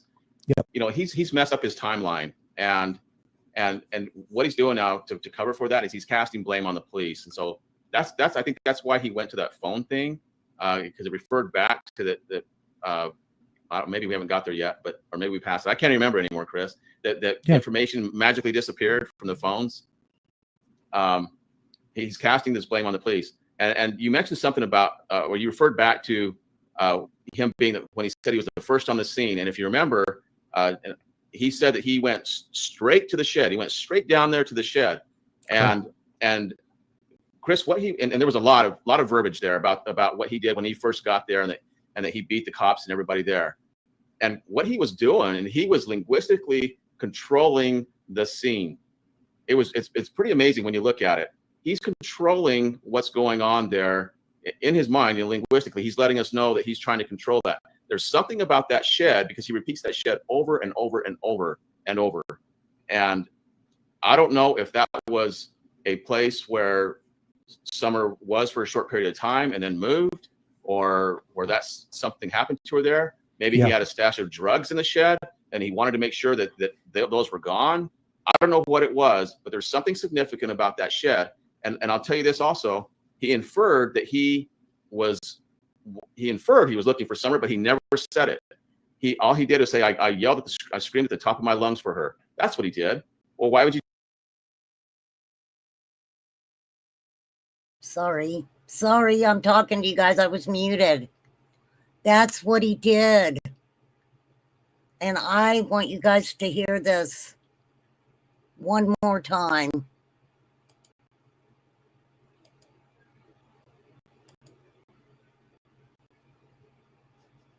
Okay. Here we go. It's an indication that he hasn't been honest. And you know that from years of dealing with these guys, that when we hear that, it's like, oh, okay, here we go. So what haven't you been honest about? And he says, this came out of the blue, Chris. This phone thing, it had nothing to do with your question. It really had nothing to do with what he was saying before this. It came out of the blue. And so what it is it's a narrative that he had to get in somewhere. He had to get it in. And it's just like, let me just throw this in because this is something I really want you to know. And it's okay if it's contextual and helps us find summer. I'm not so sure that this is. He says, and this bothers me so much. This bothers me so much when I think about that shed. What comes to my mind, and I hate to say this, trigger warning, is Don saying to Summer that he's sorry for whatever's been done to her or said to her. I'm sorry, Summer.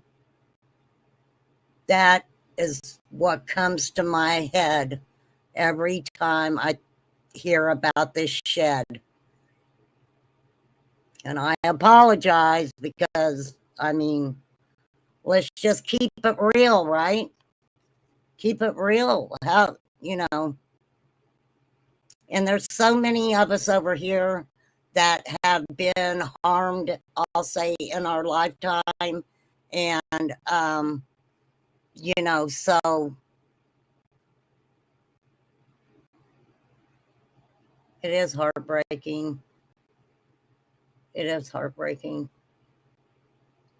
But I still can't sit here and say that they're guilty or innocent of their child going missing. I can't say that.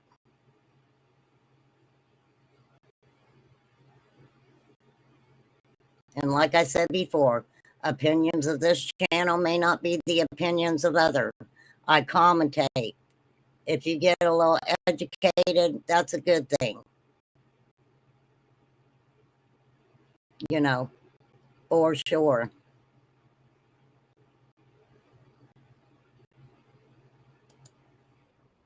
we showed them all the information on our phones.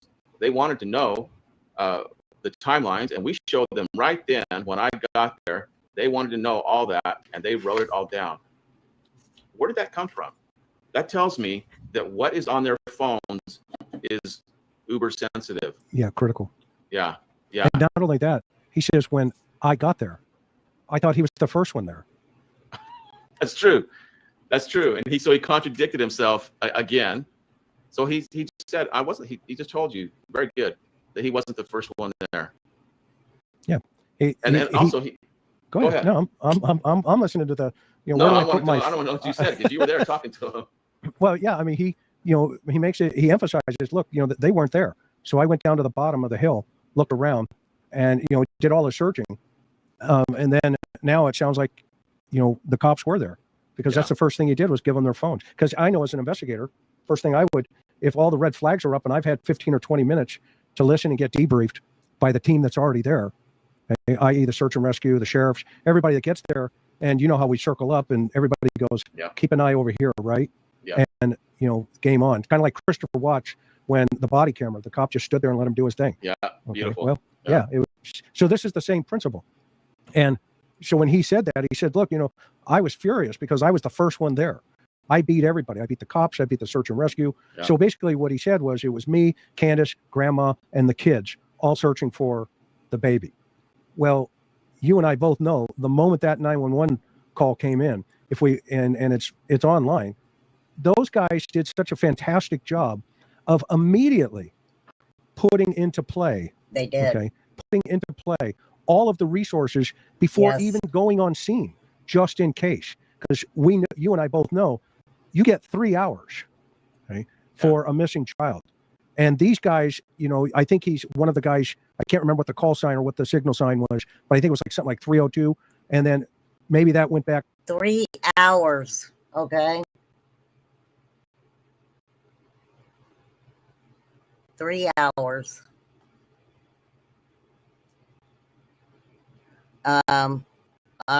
We've talked about Dave Radar, and him saying even by day 3 of not finding Summer, it was critical. It was critical.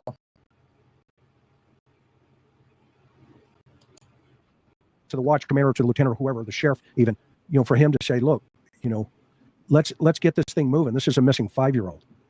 And when he said that, I thought, okay, we'll just put that up on the board. Something else that I think is interesting is the fact that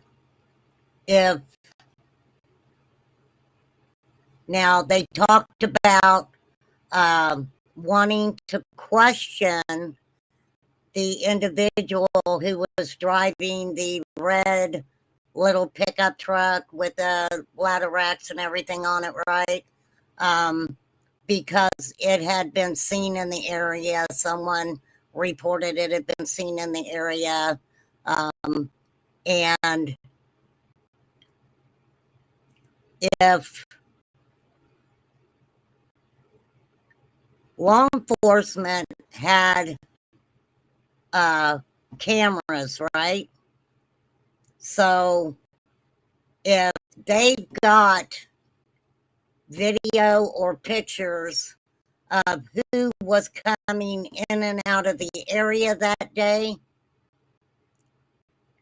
I would think that they would have put the make and model of that vehicle out, do a BOLO on it. So I have to sit and think maybe all of the vehicles that were in and out of the area that day were all accounted for. Does that make sense? Does that make sense? Please don't make me repeat it. Law enforcement saying early afternoon hours. To me, the time should have been early evening hours.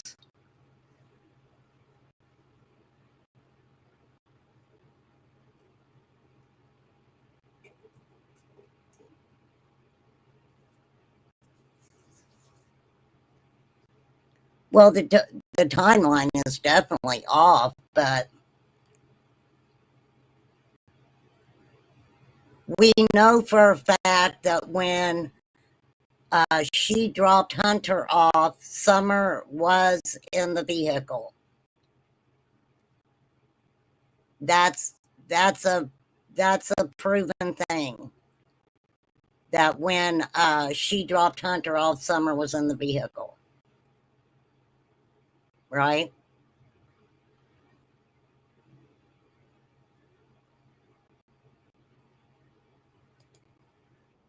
All right, I'm going to keep going, brother. Hold on a second. Just a couple things. Yep. He's messed up his timeline, and what he's doing now to cover for that is he's casting blame on the police, and so that's I think that's why he went to that phone thing, because it referred back to that. Maybe we haven't got there yet, or maybe we passed it. I can't remember anymore, Chris. That information magically disappeared from the phones. He's casting this blame on the police, and you mentioned something about where you referred back to him being when he said he was the first on the scene. And if you remember, he said that he went straight to the shed. He went straight down there to the shed, and Chris, and there was a lot of verbiage there about what he did when he first got there, and that he beat the cops and everybody there.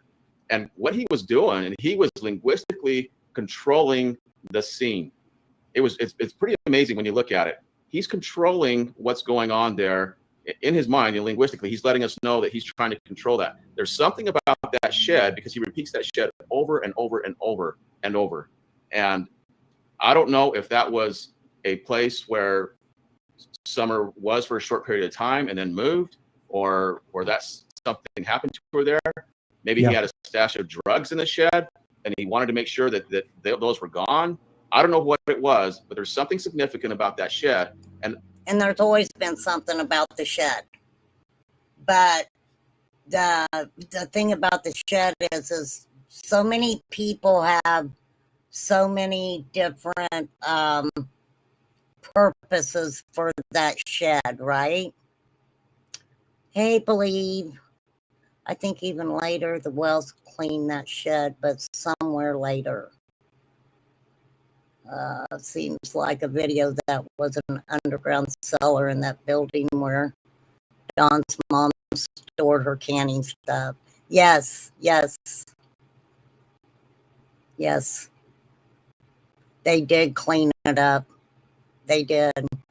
At one time, didn't it have a mattress in it? Or am I thinking of a different shed? at some point, wasn't there a mattress laying in the floor of that shed? If I'm wrong, please tell me. Yeah, I don't know where the video's at, but yeah. Yes. And I'll tell you what I thought. I would have loved to have had that old canning stuff. For real. I was like, man, I would love to have that canning stuff. But yes, there's something about the shed. Now, different creators have different narratives on the shed. I cannot. Oh, yeah, it might have been Cam. Yes, Believe. I think it was cracking cases. I think you're right.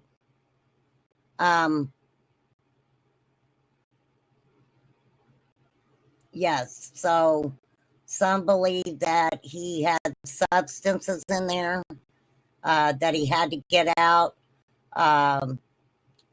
Some think that, the possibility that Summer was in there, but yeah.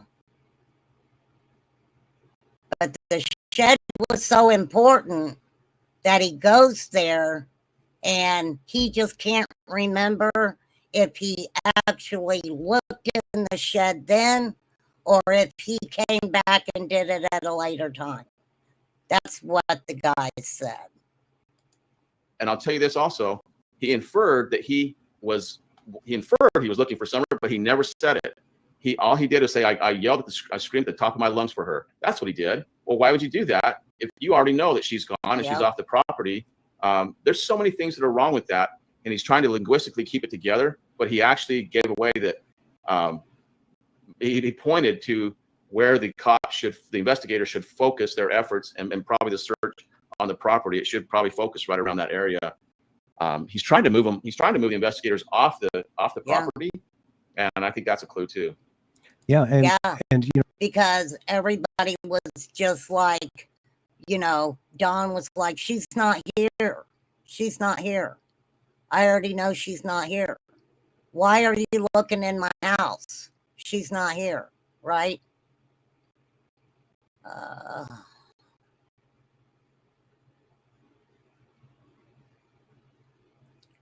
Well, his mom had stuff all over the place.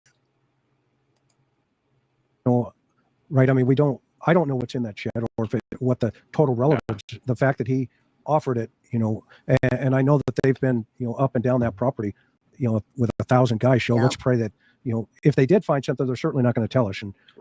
Which is a great thing. So we don't know right now. And but that's what people need to understand. There were thousands. There were a lot of people looking for Summer, you guys. A lot of people.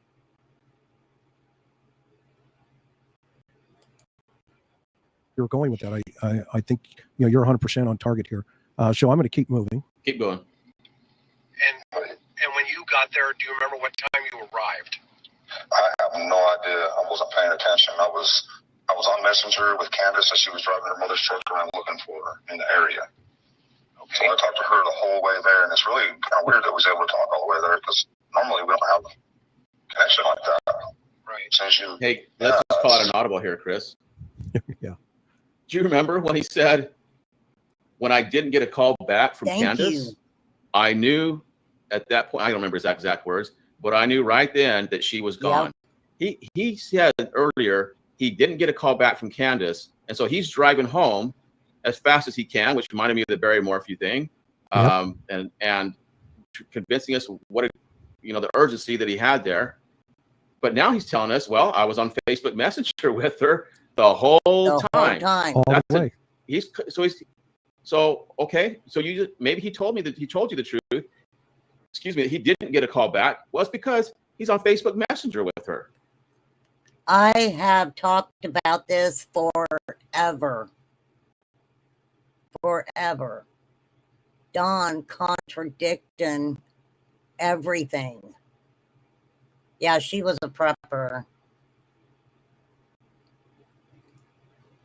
Oh, Kim, thank you for coming in. For real. You come back anytime you want. Thanks for hanging out with us. It's always good to have people come and hang out.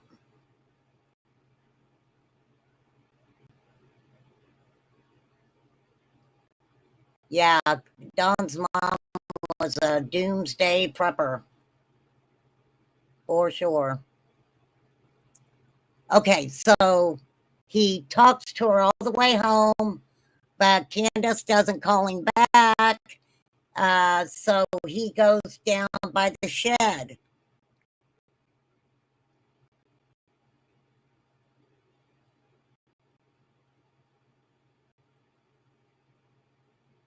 Which is weird, right?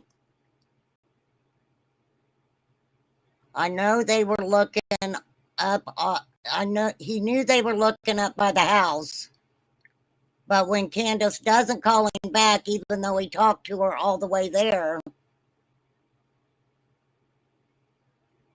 I wonder what he did have in that shed. What's in the shed?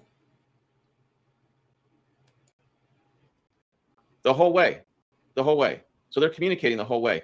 So which one of these are we to believe? We can't believe both of them. One of them is not true. So, yeah. And here's another thing. It's really kind of weird that we was able to talk all the way there, because normally we don't have connection like that. This day, he says they had connection like that. So, yeah, and that was one of the reasons she had to switch phones to call 911, because she had Verizon and she had to get the AT&T phone. Yep. Okay. So the phone is still we need to keep it up on the board, Steve, because that in of itself is, you've nailed. Everybody welcome Linda. Thank you, Linda, for becoming a member. That is so sweet. Darn it. I'm gonna give you applause for that. Everybody welcome Linda. Thank you. That is so cool. Okay. So what I was saying. What I was saying, you guys, you know what I was saying. Okay. Again, something I think we're going to have to take a harder look at outside. Yeah. So I'm going to keep going. All right, let's go. And what was she driving? Even he thought it was odd. Yeah. It's kind of weird. And I believe him. Yeah, I mean, it's like, wow, we were talking to each other. That's weird. Okay. Her mother's truck. That the Chevy, the Silverado? Yeah. And what was Grandma doing when you showed up?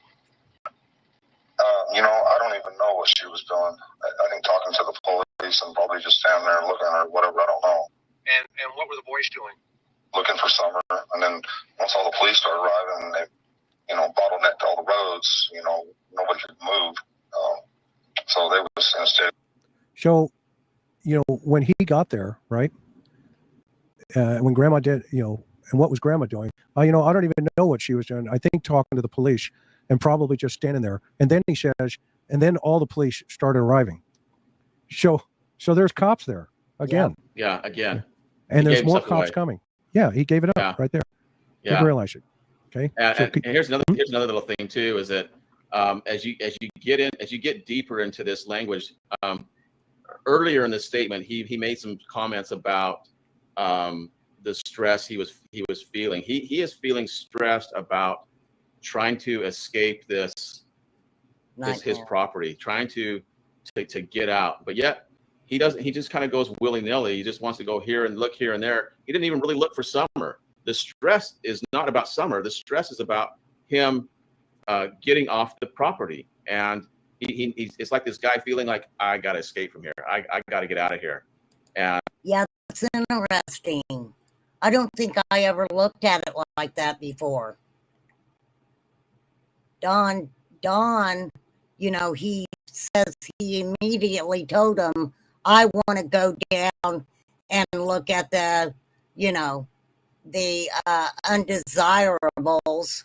I want to go to their property and I want to talk to them. He immediately wanted to go to Fred Hill's property.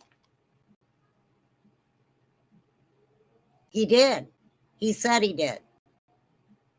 Okay. Then he comes out and says that he went and got $4,000 worth of crack-a-lacka to set Fred Hill up. He did say that. I let you guys hear it, I think. I think he was over Josh at the labs, maybe. Right?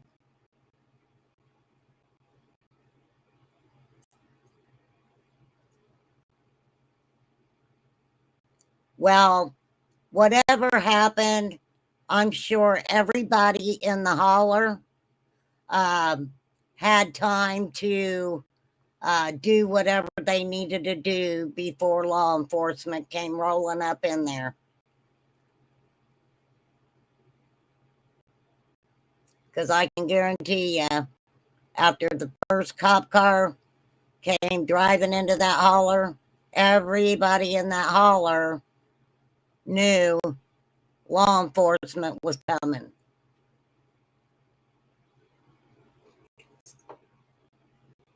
That's what I think anyway.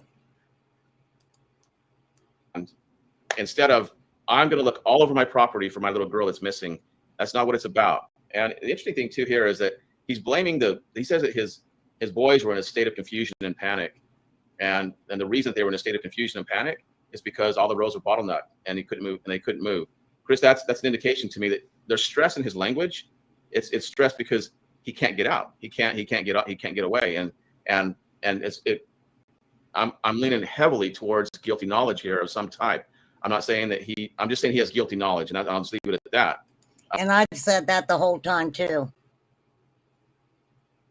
I've said that the whole time.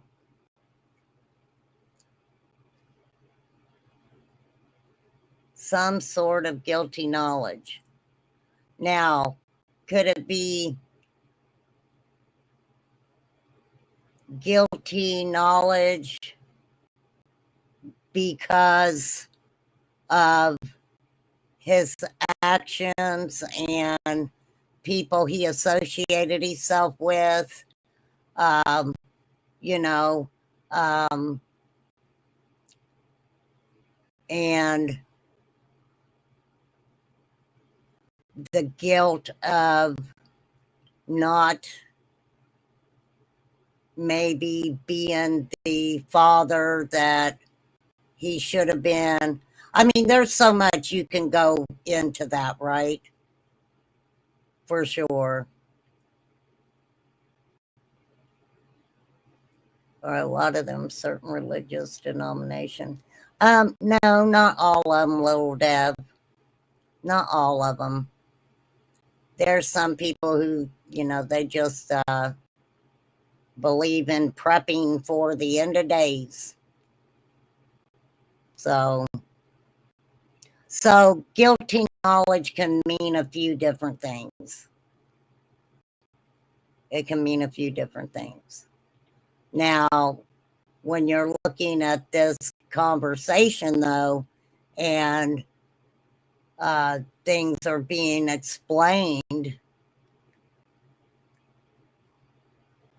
it can take on maybe some sort of guilty knowledge with whatever happened to Summer. But come on, you guys.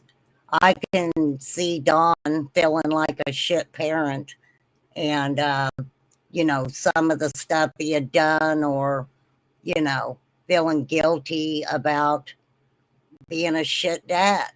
Now, that is just my opinion, okay? So, for real. But and he wants to. They don't like to stay in that same on scene where they know that potentially there's evidence that maybe something happened there. They like to get away, and so that's the stress that he's feeling right here. Well, and it's going to be an interesting listen to those 911 calls. So let's think through that, right? And I saw somebody say Verizon and AT&T are the same. No, they're not. They're two separate companies. Okay, go buy some stock. Okay. So if the interesting thing is going to be is if Candace says, let's say hypothetically on that call, I can't find my daughter. My daughter's missing. My husband told me to call 911. I need you here. Okay. And then Dawn's call is, my daughter's been abducted. Okay? Hypothetically. If that is a possibility, then immediately you and I both know that radio call is coming out. In California, it's called a 207. It's a kidnapping. Okay. And immediately every unit in that vicinity would start shutting down the traffic lanes or start surveilling cars moving. And the watch commanders, we both know, would come up and say, get to the intersections. Yeah. Okay. And other places, which we're not going to talk about. But immediately that would be in motion. Okay. So, I think this is the search and rescue guys, blocking off the roads, what he's talking bottleneck down there. But I think it would have started long before any of this conversation that he's putting up here. So, yeah. And they did block the road off, you guys. They absolutely did. I agree. 2 cents. Hey, and by the way, if those 911 calls are made available, that's a gold mine. We cannot get the 911 calls. No 911 call.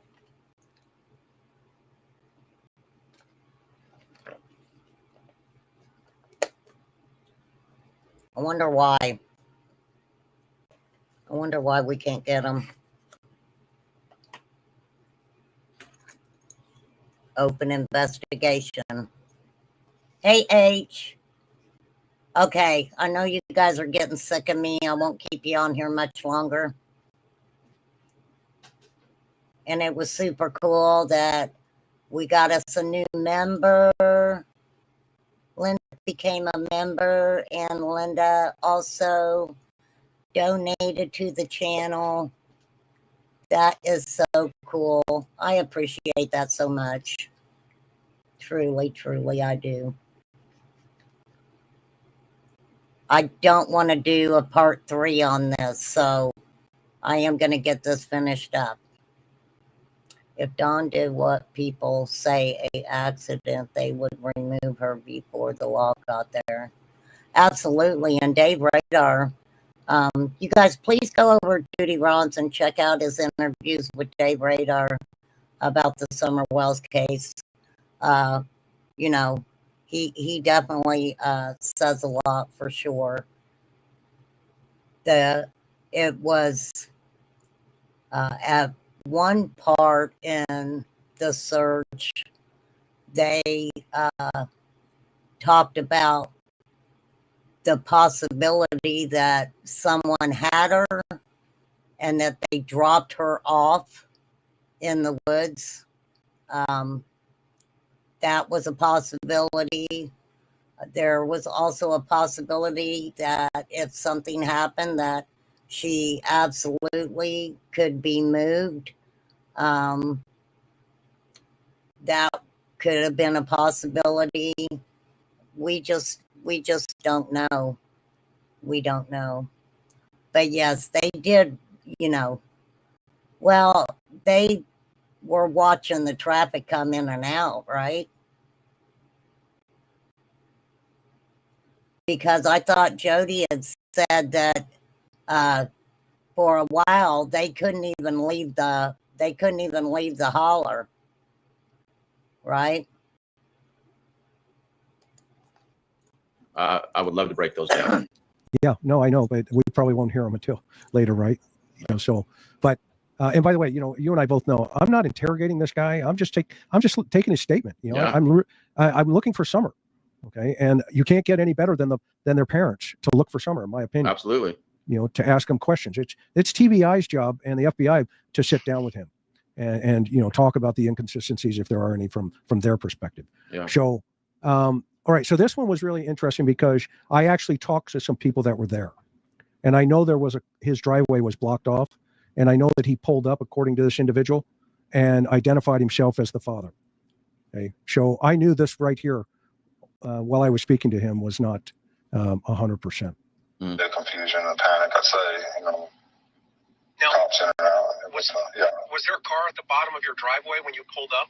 Like a No. cop car or anybody? You just pulled right There in? was nobody there. I was the first one there. Oh.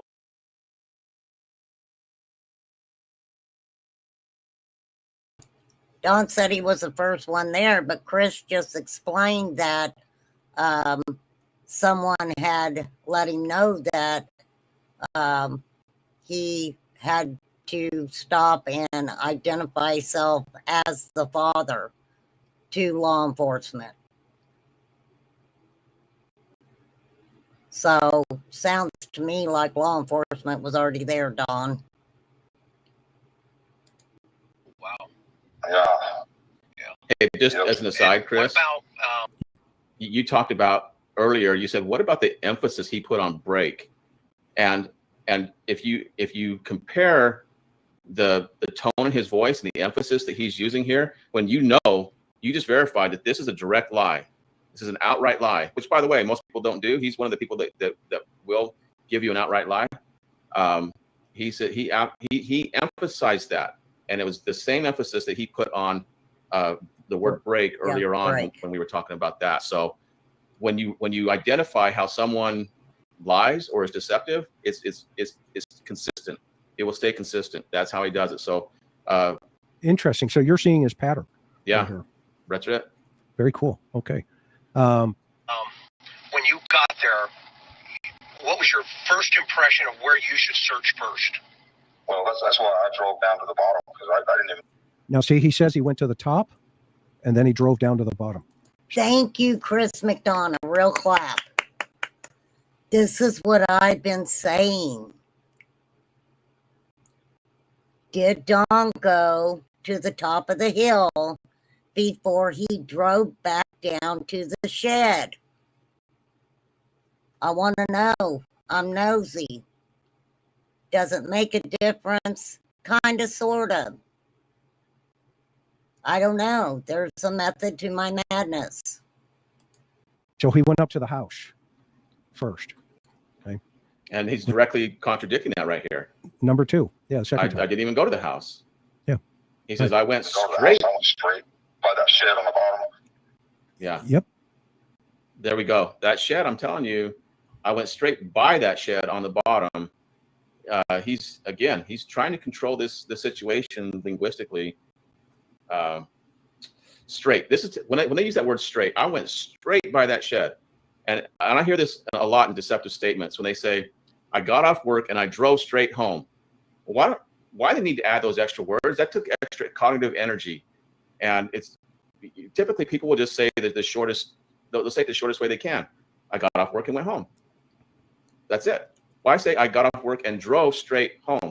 That tells me you likely stopped somewhere along the way because you had the need to persuade me that it was straight home. Same thing here. I went straight by that shed on the bottom. So there's something else has gone on. He just doesn't want to tell us. There's missing information. And I know also because he gave you a reason when you didn't ask. Well, that's why I drove down to the bottom, because I didn't even go to the house, which is a lie. He's deceptive. He's leaving out information, and he said I went straight by that shed. He's trying to convince you that that's what he did. There's something else that happened right there in that time period. Yeah, that's going to be. That's pretty interesting because you're right. I mean, he keeps bringing that shed into the play here, and that's he went to the bottom of the property. He says I drove down to the bottom because I didn't even go to the house. So he said, if you think, in my mind, I was thinking, okay, he's got such a sharp driveway, okay, that Going down. Yeah. why are you saying you drove down instead of I drove to Thank the you. shed? Yeah. Okay? And maybe it's nothing, but we'll see where it goes here. Oh, I think it's something. I think it's. I think it's key. Here we go. Makes me feel good that that's exactly what I thought. Yeah, is that the one where off the bottom of your property? Yes. Okay. The little dirt road I went past. So just for everybody listening, so I have some homework. Okay, let's take this statement that you're listening to, and then as you hear him on other channels or whatever, watch how many gaps he's filling on those other channels. Yes. Okay, and get a chalkboard and bullet point those gaps. Okay, so like right now, he's going to clarify that, well, maybe there would have been a cop at the bottom of the hill. And that's what he did. That's exactly what Don did. Okay. If something was questioned, Don would go on a panel and give a reason for it, right? He always had an answer to everything. Because he's sounded stupid, but adapting and learning as he goes along here. Okay. And what he doesn't understand is the more he does that, the more problematic it becomes, for finding Summer, because he should be crisp in his thought process about his daughter. Okay? Yes. That should be 100% his focus. Yeah. He should be talking about the last time I saw Summer. And I'm sorry, and this is my opinion, but Don Wells was more concerned with himself, this is my opinion, than his own daughter. Anytime there was a conversation that was supposed to be about Summer, it ended up being a Don Wells, the Don Wells show. That happened a lot. Then we seen Candace do the same thing when Don went to jail. Okay? I mean, she had a fucking foil hat on, you guys. A foil freaking hat. And then she was wearing a little cowboy hat like Ernie's. I mean, weird shit. She was wearing A, B, C, and D. Okay. And what can we do to go out there and hunt for her? Look at Larry Miliette's family searching for Maya. Okay. If you see that same behavior for a 5-year-old, give me a call. Okay. That dirt road. Past that, I went straight down that hill, straight to the creek, and that's when I seen my boys. And then I seen my neighbor Don walking to the left side, and the boys were on the other side of the hill. And I knew, like I say, my heart just sank right there. I just knew she was gone. He doesn't mention Jody. He doesn't mention Jody being there. Right? He talks about his neighbor, my neighbor Don. He doesn't say neighbors. What brought you to that place first and not to the house? Well, I figured they was looking all over the house, Say it again, Well, I Steve. just said that's a good question. But, Yeah, just let him finish this. Well, probably ain't been out on property yet or anything, so that's what made me drive down there first. Okay. Yeah, let's hold up. So I love your question. What brought you to that place first and not to the house? Meaning down there at the bottom by the shed.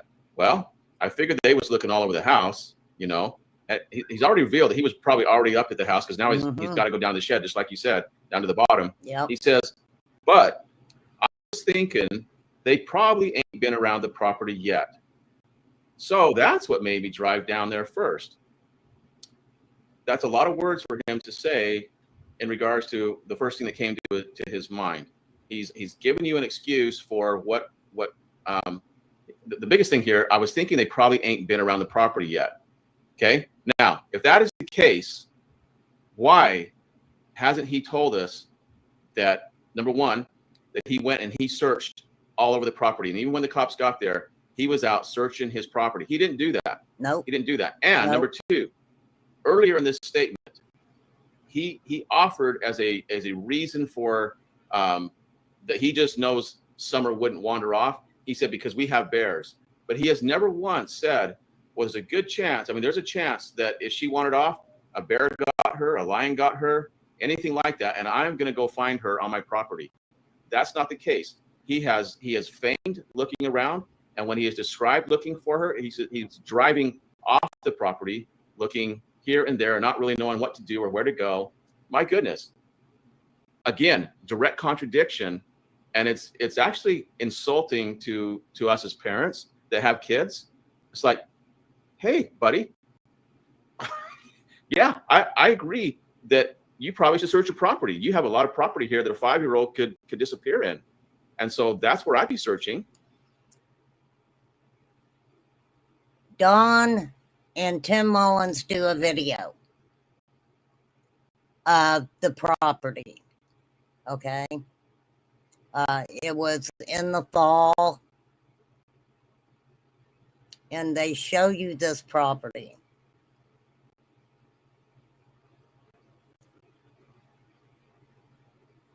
And I'm not going to pull it up today, but we will be pulling it up.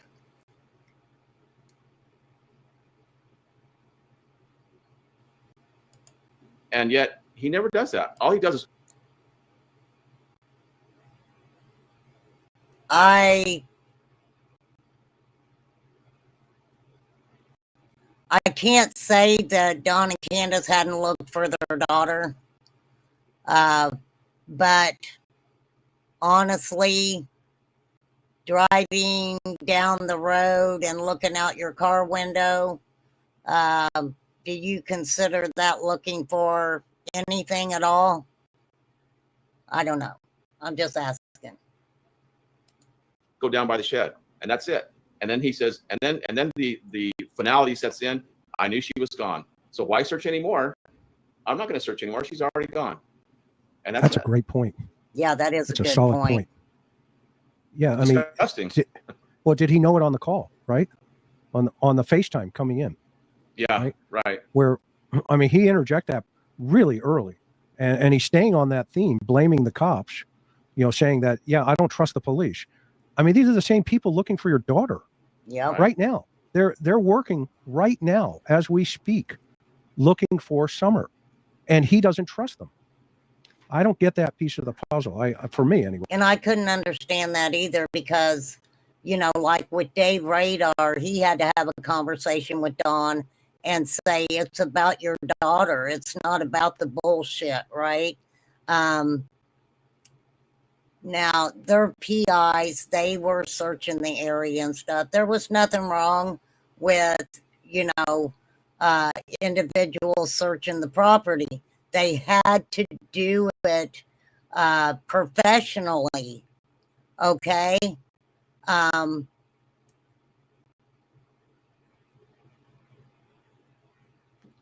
lot of people who thought that they could just go there and, I mean, I don't know. I don't know. I know that I went by the very beginning when the searchers and EquiSearch and Hawkins County and Churchill Rescue and the dozens and dozens of other organizations that came together to look for Summer, I went by what they were saying. I went by what they were saying.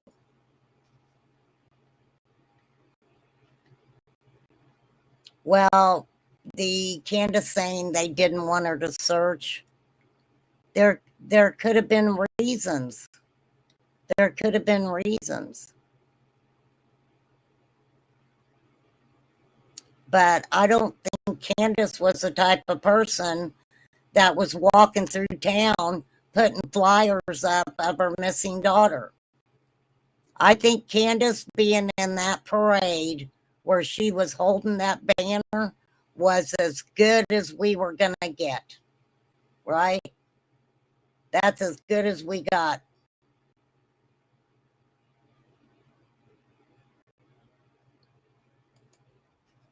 I don't get that piece of the puzzle. Well, it's because Yep. it's because these are the guys that are going to find evidence that has been deleted, that he's hidden, that he's tried to cover up. Whatever he said earlier, he went by the shed and he said, "Well, I'm going to go check my car." When he was supposed to be looking for Summer, well, I guess I'm just going to go check my car. He used those words. What are you going to check your car for? Yeah, filler words, right? Yeah. Again, he knows that the police are the ones that are going to find evidence. And so he's already laying the foundation. Well, I don't trust them. And Chris, you know, any investigator out there knows that when we go to court in any case, it's not that the suspect is on trial. We're on trial. It's the job that we did in the investigation. That is what is brought into question always. And that's what he's doing here. He's laying that foundation. He is a convict. He's been to case. He's been to trial. He knows how this goes, and he's already laying that foundation. Yeah, I mean, it's always, you know, the PD's fault, right? It's always the cops' fault, always. Yeah. And by the way, he put up a case on his Facebook page, the Michael Crow case, which, you know, I was involved in. I was a CVSA examiner at the time, and he, you know, if you want to learn about that case, guy, I did you a favor. I put it in the link below after tonight's broadcast. You guys can go read it, and that's the court's decision. So I don't want to bust anybody's bubble tonight, but there you go. So I'm going to keep moving. You good with that? Yeah, let's go. And then, did you go into that shed? No. Is that, Well, is that yours too, by the way, real fast? Yeah, that's ours. Well, I did. I don't know if I checked it then or later, but I know I did go in there and look. But I'm not sure when if it was right then or I might have parked and walked in there and looked real quick. I just don't remember. But once I knew she was gone, I went to the top of the house. You know, I went up there. Well, Now, so hold up. why wouldn't you have gone into the shed? So obvious contradiction, right? He just there's a lie there. Did you go into that shed? No. That's what he told you. And then he says, well, yeah, I did. I don't. And then this all you can sense the stress in his voice and in his words. You can sense the anxiety that he's having. He's fumbling all over his words. It's just like word salad. I don't know if I checked it then or checked it later, but I know I did go in there and look there. I'm not sure when. This is all about timing. Okay, this is key for him for some reason. If it was right then, or I might have parked and walked in there and looked real quick, I just don't remember. Buddy, I'm telling you, you would remember where you went to looking for your daughter. It's one of those. That's right. So let's talk about the shed. If he had substances in there,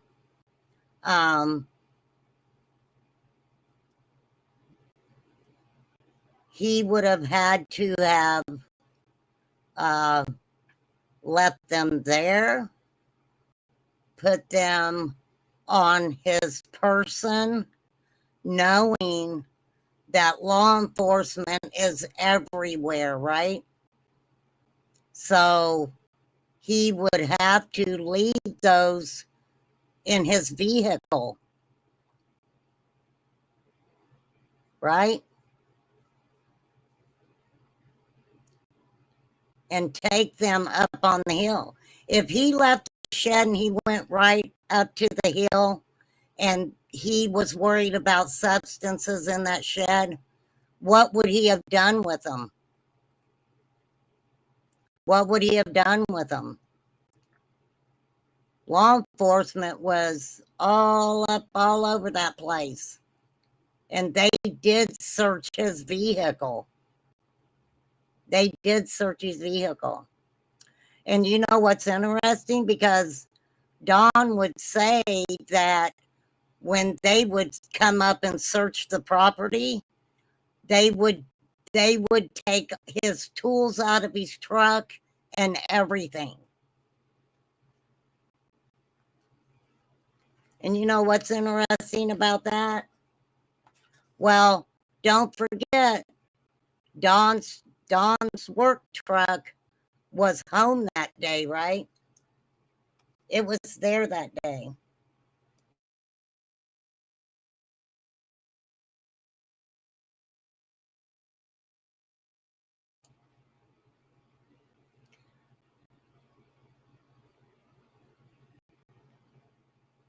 And I guess, how does anybody know if he did drive it to work that day, he says, but how do we not know that he came back and switched his truck out for the Subaru? Right? Hey, Justin. Okay, we got 20 minutes, y'all. 20 minutes. Okay. So, Candace did go at the beginning and hang flyers before the boys were removed.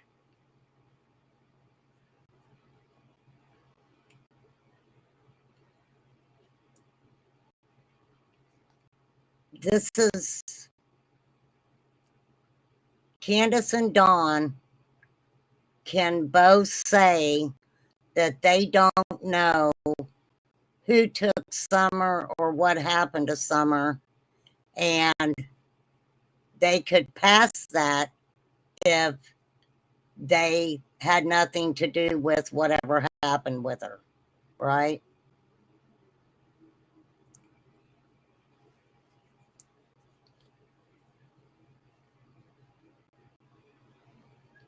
But then again,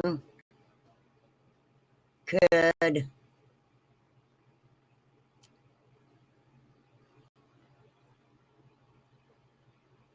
they also have been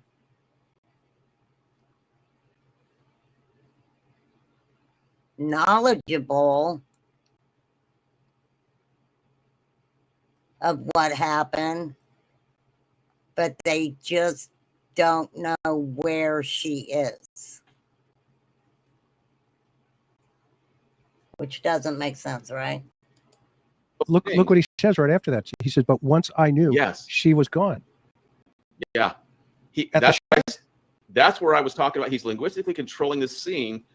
Once I knew that the shed was clear, I went to the top of the house and I went up the driveway there. Because now he knew she was gone. Yeah. Yeah. It's after he checked the shed or whatever it was he did down there. That's interesting. Yeah, he does. He says, let's play it again. So the world can hear. Listen, you guys. That's hard. I did. I don't know if I checked it then or later, but I know I did go in there and look. But I'm not sure if it was right then or I might have parked and walked in there and looked real quick. I just don't remember. But once I knew she was gone, I went to the top of the house. Went up the driveway up there. Gone from where? Exactly. The shed? The shed? The shed. Once he knew she was gone from the shed.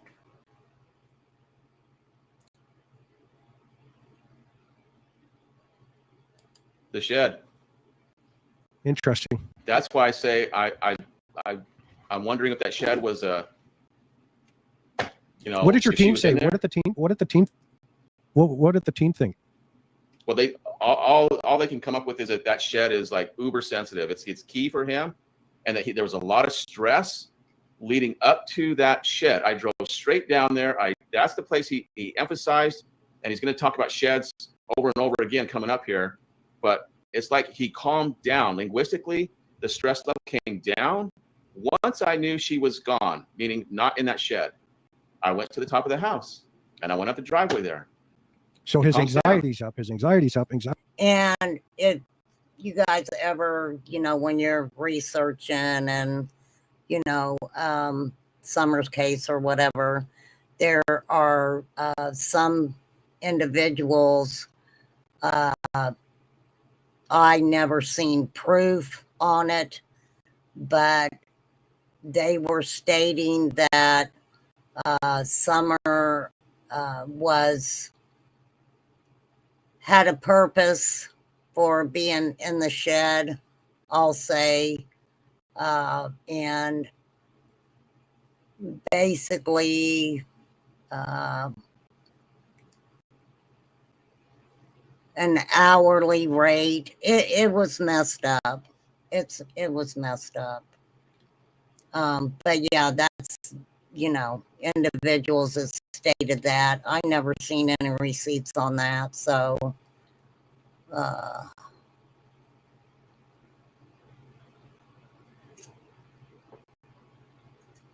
well, we don't know what law enforcement knows, Fred Love. We don't know what law enforcement knows.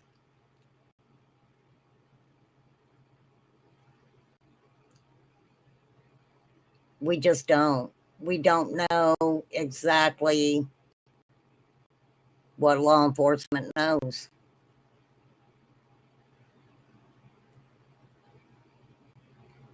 That's why I said it's very interesting that, they put out that they just want to question the guy in the red truck. I would think if there was a vehicle that was seen on anybody's camera that they did not know it to be a vehicle from that area, you would think that law enforcement would, especially on the Amber Alert, advise individuals of, this suspected vehicle. That did not happen. That didn't happen. We also know the card team came in and said that they could find nothing leading to a kidnapping / abduction, right?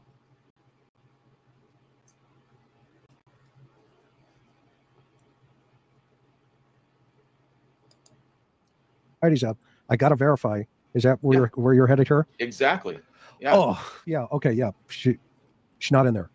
Yep. So now I can get up top. Yeah. So whatever the scenario was, evidence, whatever, he has to control this. And even though that maybe someone else was involved in it somehow, whatever the case was, he has to double check and make sure is it clear? Is everything gone? He's controlling this. And then now she's gone. There's no evidence. All right, I'm good now. Now I'm calm. And this is typical. The people will retell the scenario the way that they perceived it, the way that they lived it.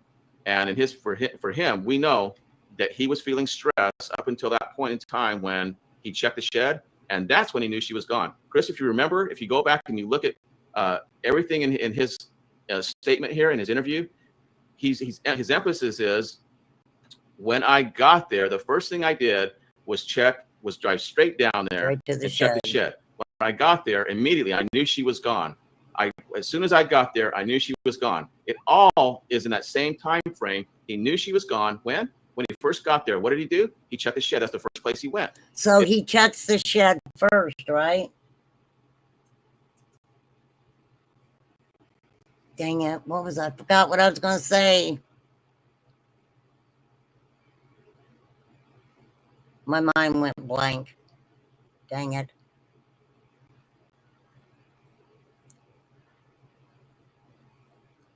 He checked. Okay, hold on. Let me get my thought back. First thing he did was check the shed.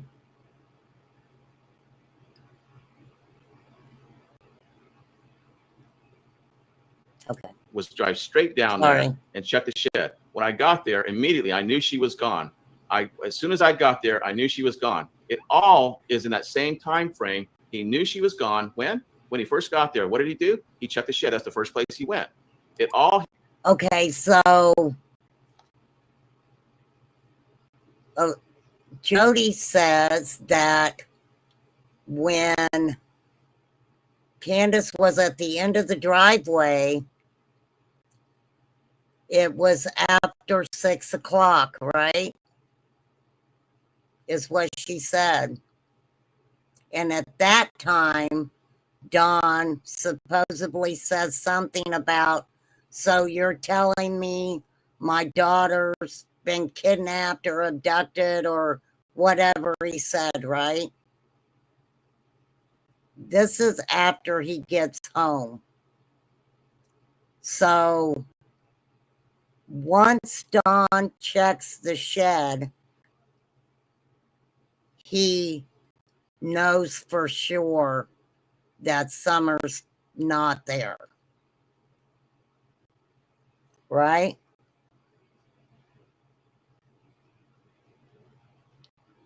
So up until that point, he must have thought that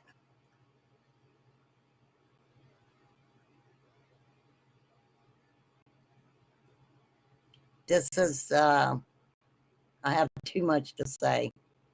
Hinges, if you go back, you could count them up, and there's going to be a lot of check marks. And it all hinges around this. First thing, check the shed. That's when I knew she was Good gone. possibility, Poppy. I believe it. Interesting. I believe it. That's when he knew she was gone for sure. Yeah, I mean, Finality. right?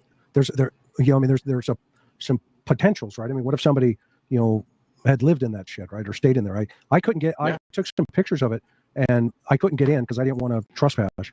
But I stood on the road and took some pictures of it, and yeah, that shed is fascinating to hear your analysis on that, Steve. I'm going to keep going. We've got 16,000 people here listening right now. So if it's okay with you, do you have a little more time? Dang, I got 38. Okay, because I know. All right, finish it up because these guys if you're new to our channel, Sod means some other dude. It's always a challenge. It's crazy. And also, my neighbor has caught people parking our driveways, sitting there doing drugs, either early in the morning, late at night, or whatever, many times over. Now, this is, to me, significant because he said he now is telling a story out in the environment where there was a truck in his driveway. And in here now, he's setting the stage for the story, yeah. For that idea. Yeah. Okay. He's really selling this. So yeah, basically that's a drug corridor, is that what you're saying? Yes. Okay. Yes. And so people go up there to cop dope. Yes. Or they, and then there's the other places, I don't know where they're all at, but they all intermingle, and how that kind of works, I guess. But well, yeah. Don's like, I don't know where they're all at. I know where some of them are, but I don't know where they're all at, right? There's a lot of dynamics always, right? There's a lot of moving parts. So back to Summer for a minute. So when you got the house, and did you go into the house at any time? Well, yeah, I went in the house, out of the house. I mean, we was checking everything, looking everywhere. We didn't know what to do, and the police started pulling up, and this and that.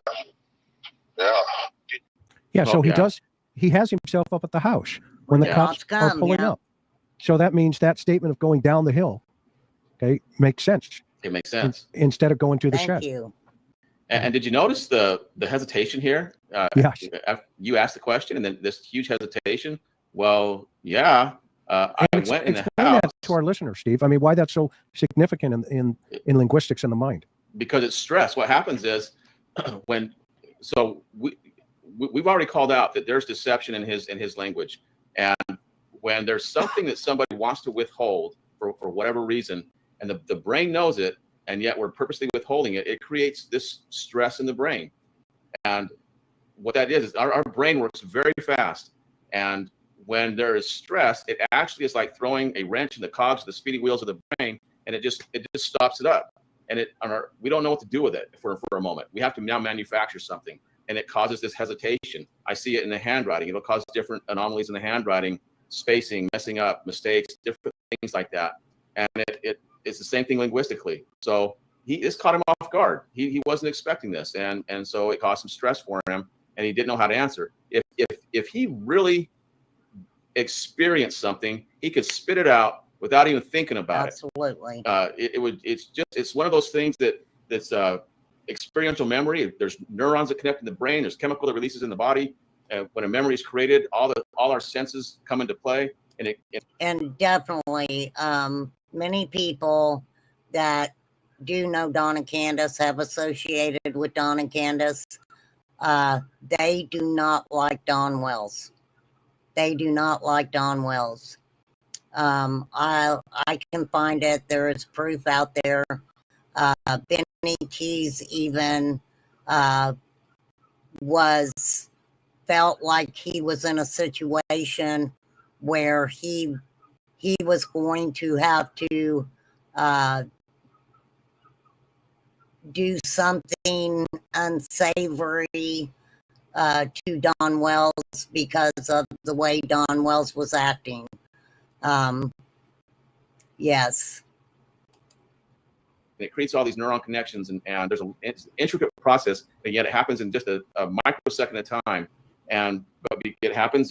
Our body remembers, our brain and our bodies remember, and it's very easy for us to recount what happens. And when we have to manufacture that creates stress, and it creates this hesitation, and he doesn't know what to say. He can't commit to it, and it's in his language here. I love this answer. He says, "Well, yeah, I went in house, out of the house."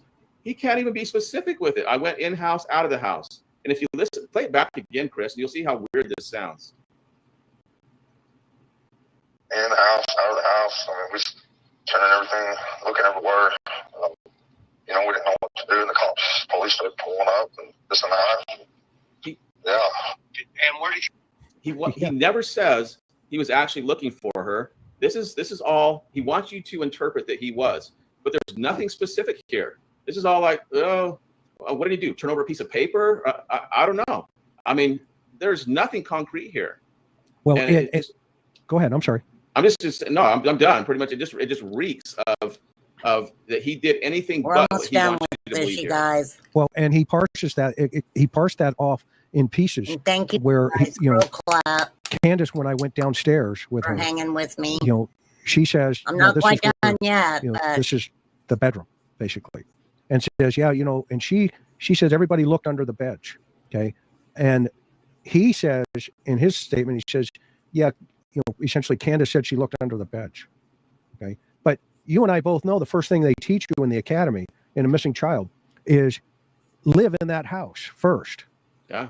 Tear it up, meaning not tear it up physically, but look in the bedrooms, closets, under the beds, above the beds, in the attics, wherever they could be hiding. Right. And every one of us knows as a parent, when your child has gone missing, that panic, that panic that sets in. And we're not talking about a grocery store here. We're talking about your house. Okay. And so every one of us knows that the moment that baby is disappeared, especially a 5-year-old. What do you mean? What immediately, every parent panics. But they stay into that mode. What was the setup, Twister? And the first thing they say when the cop says, okay, what have you checked? Okay.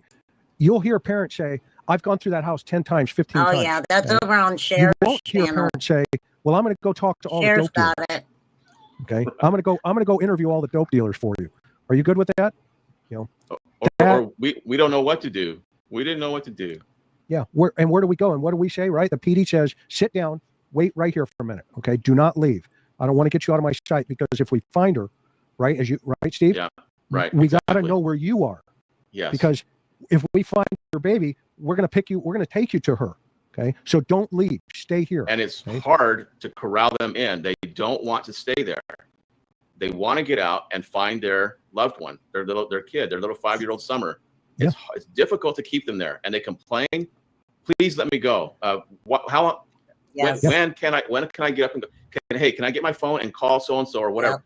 Yep. And they want to go. It's very difficult. They're just like they want to throw up, but they can't get up and go find their baby. So this is totally opposite of that. Very good point. I mean, and usually though, if it was a scenario where the parents go in different directions, right? And let's say they search the house and then immediately they go in directions. Why do I need you end to up look looking at for that? the parents, right? Yeah. Right. Exactly. How many times have we done that, right? Yeah. Well, where the heck did the parents go? Okay. Yeah. And so now here's something I do know. About Benny right they now. established the command center up at the top of that hill at her house, okay, with a search and rescue. Okay. And if you've seen those pictures laying around, you'll notice the boys are playing, on the swing and doing other things. Okay. Mm-hmm. That's reality. That's what they did. They contain the family because they don't know what they're dealing with yet. And so, we'll see where that's going to end up. So this was a good catch, Steve. That was really fascinating. So let's go a little bit more. And we don't have to. What time? Go ahead. Just 1 second here. I just want to point out something that's significant, and it goes unnoticed by most because it seems to be a minor thing, but this is really knowledge. And so you asked him specifically when you got to the house, and did you go into the house at any time? He says, well, and you have a lot of hesitation. Yeah, I went in-house, out of the house, which we're wondering, what kind of language is that? And look what he did. He then buried himself in the crowd, we call it. He used we. We was turned, and it doesn't even make sense, Chris. We was turning everything, looking everywhere. You know, we didn't know what to do. The cops started pulling up and this and that, and he says things that don't want to say. He had to associate himself with someone else, which I'm assuming is Candace, whoever it was. He had to associate himself, and that's very typical of people with guilty knowledge. They don't like to be alone.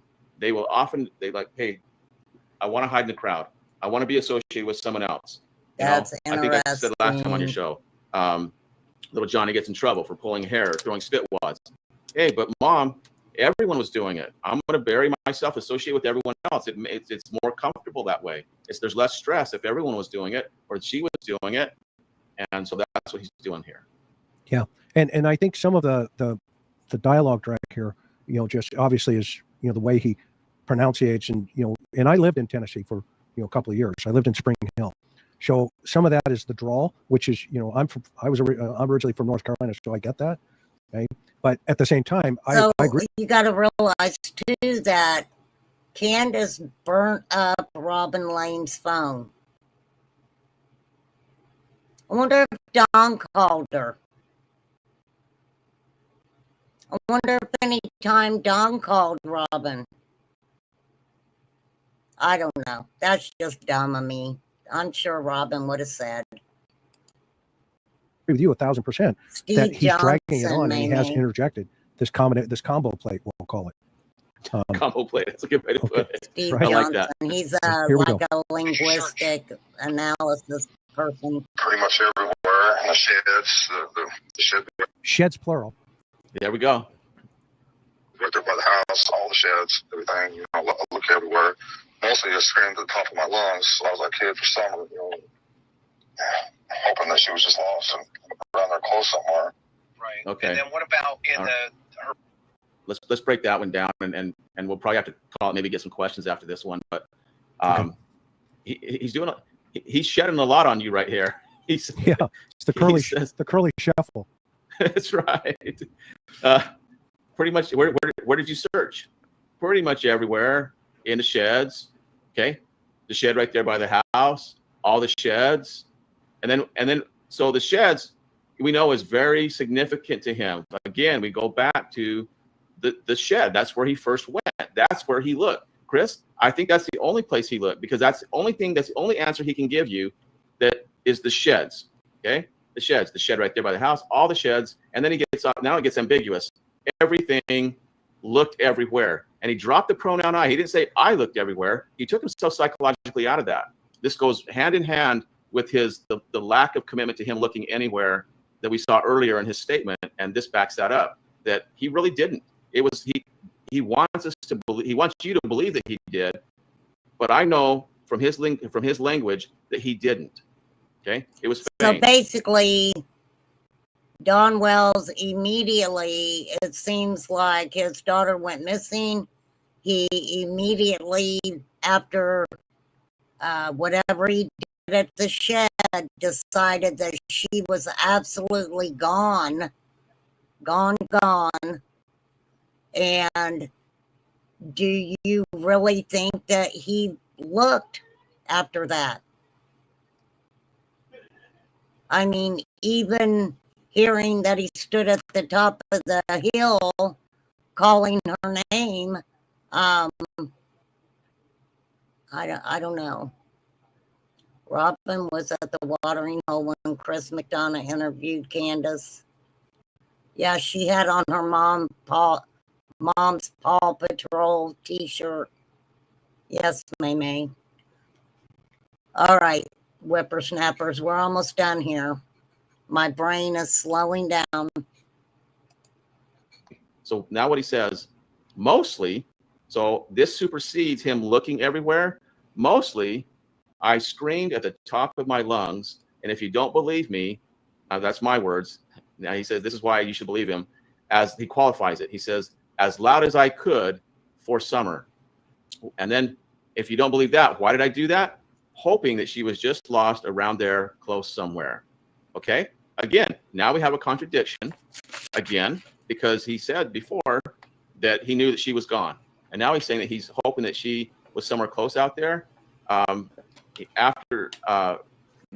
He's saying that pretty much all he did, Chris, he checked a shed and he screamed at the top of his lungs for Summer. If you don't believe me, it was as loud as I could because I was just hoping she was close somewhere. Well, here's the thing. In the very beginning, and I said this before, what about the bears? He said, because we do have bears around there, but this never was part of his concern that maybe a bear got her, which would be very quick and silent. I mean, she would be drug off, and that would be it, right?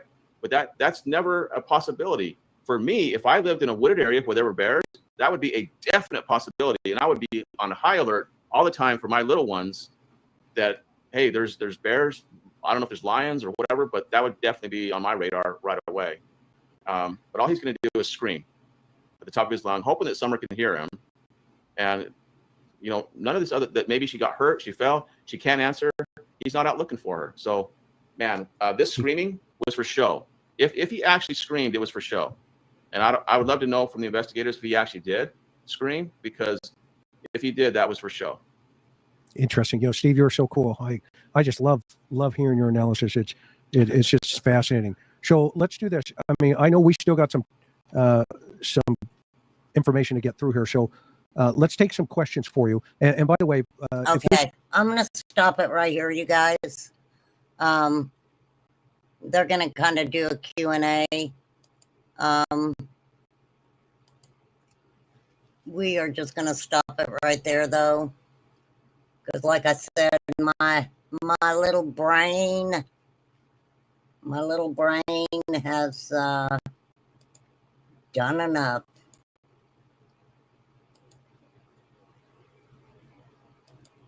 Thank you, mods. Thank you, Flies, Poppy, all of y'all. I love ya. Granny, I am so glad that you popped in over here. I am. I adore you, lady. I do. I always have. Okay, this is Summer. Updated August 13th, 2025. Today we're releasing a new age progression image of Summer Wells. She's been missing since 2021. Remains the subject of an Amber Alert in the state of Tennessee. The image was created by a forensic artist with the National Center for Missing and Exploited Children and shows what Summer may look like today. We continue to pursue any and all leads in this case. Anyone with information is asked to call the TBI at 1-800-TBI-FIND.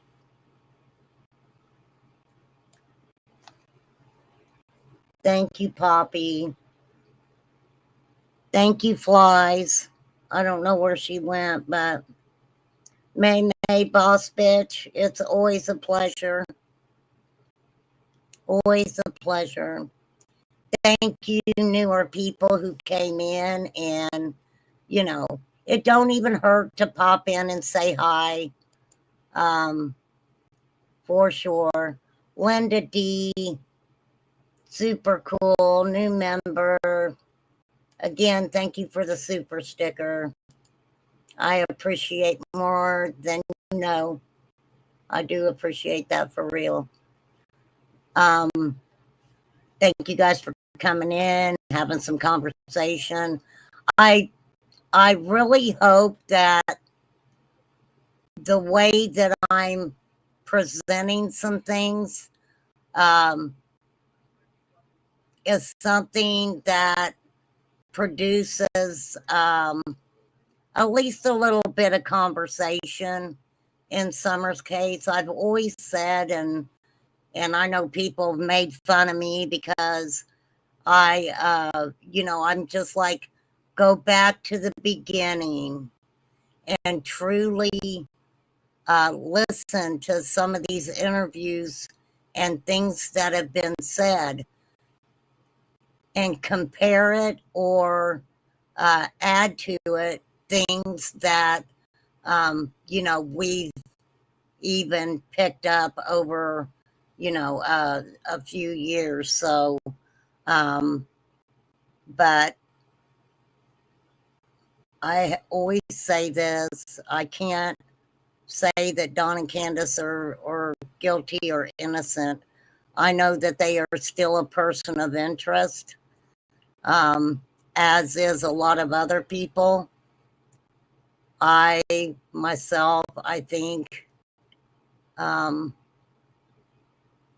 my channel's been really slow growing, and I'm okay with that.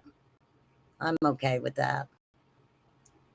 And I appreciate everybody who comes into chat. You guys all hang out and nobody fights and argues. And it's so much nicer to have good conversations without people bickering at each other for what they may believe. Right?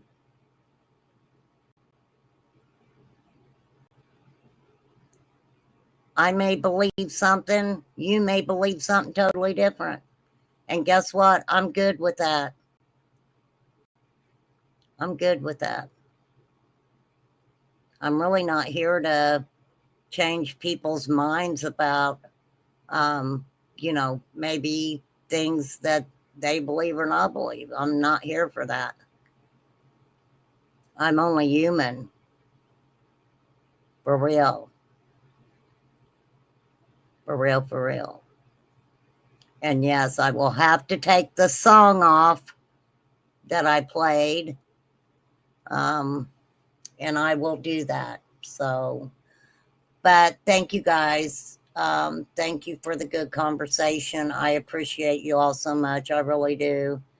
And we are going to start talking about a couple other cases. I've got to get back into my, coming on and covering a couple, 2 or 3 cases within a couple hour period. And with summer, when I get to talking about, things that pertain to the Summer Wells case, I do tend to go over 2 hours, and I try to always stop myself at 3. It takes a lot. It takes a lot out of me. It really does. You guys, and I know some of you understand what I'm saying. Being a creator isn't easy smeezy. For real. For real, for real. So, thank you guys. I will catch you later. And our next live, we are going to go to a channel called Remain Calm, and we are going to watch the unmask video with Allison. So we will probably start that not tomorrow. We'll do it on the 9th. I'll schedule it on the 9th because tomorrow I want to come on. I want to mess around. I want to laugh. I want to just relax. So tomorrow is going to be a relaxation live. We might listen to some music. You guys better bring in the best jokes you have. I want to hear it. On May, I know you got some jokes, girl. I know you do, boss bitch. For real. But no, prayers go out to so many different people. I love you, girl, like I said. And you guys are just the coolest. I love hanging out with cool people. I really do. So, yeah, tomorrow's hump day. So we'll hump tomorrow. For real. You never know. Maybe I'll do some what's it called? What's it called? Oh, twerking. I almost said, what's it called when you shake your ass? Twerking. So, yes, let's just relax tomorrow for sure. Come over, have some fun, hang out. You know, maybe we'll talk about the chili. We'll talk about chilies again tomorrow. That'd be fun for sure. So, adore you guys. Peace out. I'll catch you later. And I really hope that what, you know, going over this interview with Don Wells, I still have more I want to say about that.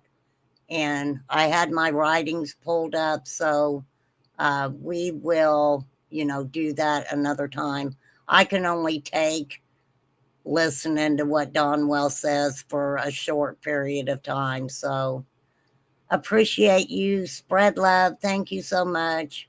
Thanks everybody who came in. It means a lot. It means a lot. Peace out.